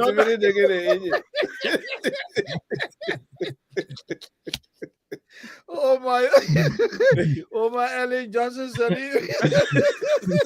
the train going out, man. Go start the car again, start the engine go. Because Mama D and none of the Mama D they can face that car, they get a car engine. Say, but Mama D, what are you a can? I say, I come in, man. Mama D can't open it. But Mama D King, as Volcano was saying, Mama D King open a car who no engine. He said, "Ma, what you call me here for? How can I start a car? Don't tell me, sir." She said, "Don't tell me that." Then she called Raul, said, "Raul, come here." Who did this? Where's my car engine? Yeah, who put the engine on the race car that I have parking in the garage for 12 years? Is it Omar Papa Joe? Is it Omar Papa joking around yesterday? Raul said, no, Raul said, but man, ask Charles. Then Charles came. Ask him, but man, but I don't deal with that thing. I in your politics. Yeah. Ask the son Robert because he the one that a handbag. I put me in our central bank. I just stand there. I know who took the engine from the race car. So then you said, Alphonso, Yeah. I saw Paboga passing here. Oh man, Boga was passing here yesterday. He was bad now. Maybe that. He said, "Oh man, Boga came around here." He was passing here yesterday with Yombly and Dylan and all the people. Look like they didn't want to know the engine. Yeah, my Ellie said, "What?" Listen, she been having a meeting. She been having a meeting with Cummings. there. No. That did not meeting finished, but I was Cummings. Yeah. Say you're gonna go in the garage now, so I can give you the car Cummings. Yeah, the key. Yeah, the key. You in the garage to get the car to Cummings. No engine. Wow. So, what type of country is this? He said, "I know that those people. Me, I don't want to get in trouble. I said those people can steal. If it is stealing, They get a car. Why they just carry the car? Why they leave the car here? Look, my people, you got to do something. What kind of country is this? Legislators using the Capitol building for campaign purposes? Yeah, what type of country? Okay, boss. Listen, not going to General Assembly Hall. The poor worker then running behind them. Yeah, man, they're going to have a. They say, yeah. You know, happy. We'll come by here in 2024 and we'll tell you, yeah. They come and ask to go. but hold on, yeah. Emmanuel Jackson, what type of country is this that we have some 23 political parties, but only 3 we can hear from: ESC, Liberty Party, and Liberty. So the other party then are secretly. Yeah, so where's LPP? No, I will add LPP to the list. Now full. Let's make it full. Let's add LPP. LPP. Yeah, man. Yeah, the councilor is here. Yeah, councilor. Hashtag whatever country is this Shaggy McAfee that the same old people want to be in power. So old people. People wheelchair. Good. Let the young people drive the race car small now. The young people were sleeping in the Papa go steal the engine. Papa got engine. They park the car in Ellen garage because the same way she wants to have control. Yeah. The one race car was parked in Helen. That what the Papa said it. You see, when old people talk, wise people talk, we got to listen. The Bible said I was an old race car parked in a garage. He didn't say my garage. He Yeah. said Yes, I a was garage. parked. So that garage was Ellen garage. Ellen Yeah. Papa and parking in her garage. Yeah. But all that time she didn't know that the Papa. The engine gone a long time. No, the engine was there. The engine was there for the 12 years, Moses. Listen now. But he was greasing the engine. Yeah. What he had to do to keep the engine viable, not Oh rusty. God. He waited until he took Jeremiah Kuhn. Yeah. After he took Jeremiah Kuhn, he went for an engine. He said, While she was there trying to get ANC and basically on her car, when she went to go get a key now, coming, no engine in the car. Now Yeah. you know, saying they got it free, and we you guys, really You put go with the engine, huh? really put the new Oma said, my children, y'all come with me. Then I go to bring Yeah, out he said, let's go. Yeah, let the old man stand there. so now the race car is called the rescue train. the The rescue. rescue. train Everybody fighting to get on the train, my man. Oh God, look, it's so funny. Liberia is a funny And I country. want to tell you, like, bro, politics are water side politics. Yeah. Water side. Yeah, yeah. So And you heard the NPP chairman that didn't want part of the coalition. Or the No, that guy got a problem. Didn't they kick him out of MVP? yeah, or Bonnie. something? Is he Bonnie still said- MVP? Bonnie said we have all the sea posts. They don't even have one tall boat.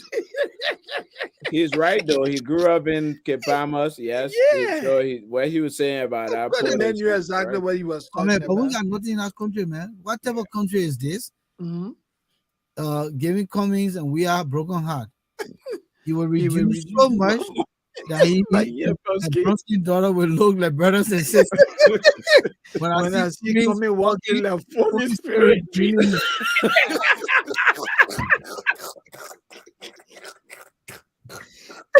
Oh my God. But man, I But can't did you remember see- the last time Mr. Coming had a good sleep. Oh. But did you see Bromskin daughter in Ganta? What was she doing? You don't see her in Ganta, her mouth wide open, like I saw the woman, yeah. But the people are doing everything they can. In fact, it's my understanding that they already promised her $3 million to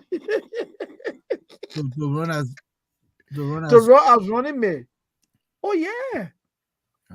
Coming has put forth $3 million. He said, look, out of your expenses, you won't be represented. You don't have to. I will underwrite everything. I will give you three mil. But does she have the number? I thought the people say the numbers are important. So Charlene Well, has numbers? My man Cummings is fighting for Grand Battle County. Oh. that's you know- crazy though. So you can't take Grand Bassa County. That is My crazy. man I don't think, Cummings can. you think Charlene is powerful than Youngblin in Grand Bassa County? No, man, no. They're not comparable. No. Yeah. So No, I no. think it's just sad for Cummings. He had his chance. Yeah. Everyone said, and I don't have the authority on this issue as to why the decisions went the way they went, but it was an overwhelming consensus. Yeah, that Okay. would have been Yeah, Ibaka. Cummings. Yeah. But after they decided to be greedy, Yeah. that's where we are. That's where we are. That guy, that guy messed it up. What his name, Bellite, and he fool comics. He messed it up. When they did that thing and started to split the LP, to favor Cummings, that's where the problem came in, and he never resurrected. He spent his money. They eating the man money for no reason. Yeah. Have All they those found- people are paid very well. Yeah, have they found out $70,000? I got No, missing no from way. it? I'm not I mean, hearing what kind anything of about it. country is this? And they are the same people $70,000 surrounding him. disappear. Nobody know. Man, get The minute $70,000. the minute we're having retire rally, right? Yeah. Yes. We're not tired enough to steal So 70,000. see 70,000 for in the car. Where the people not tired to steal, Yeah. but they tired to suffer. Yeah. What type of country is this? What's that gonna do? Your man Louis Brown promised the people, 100,000 people, right? He could not even pull 5,000 people. But most here's the big one here. What type of Yeah. country is this?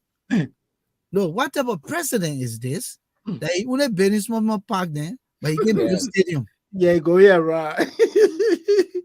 I think where did he go today? I saw one of his video. He went somewhere to inspect work at one of the parks, It in will be one of these probably Yeah, I think either PHP or one of these communities, and he was there saying that he has accomplished a lot and he will be re-elected.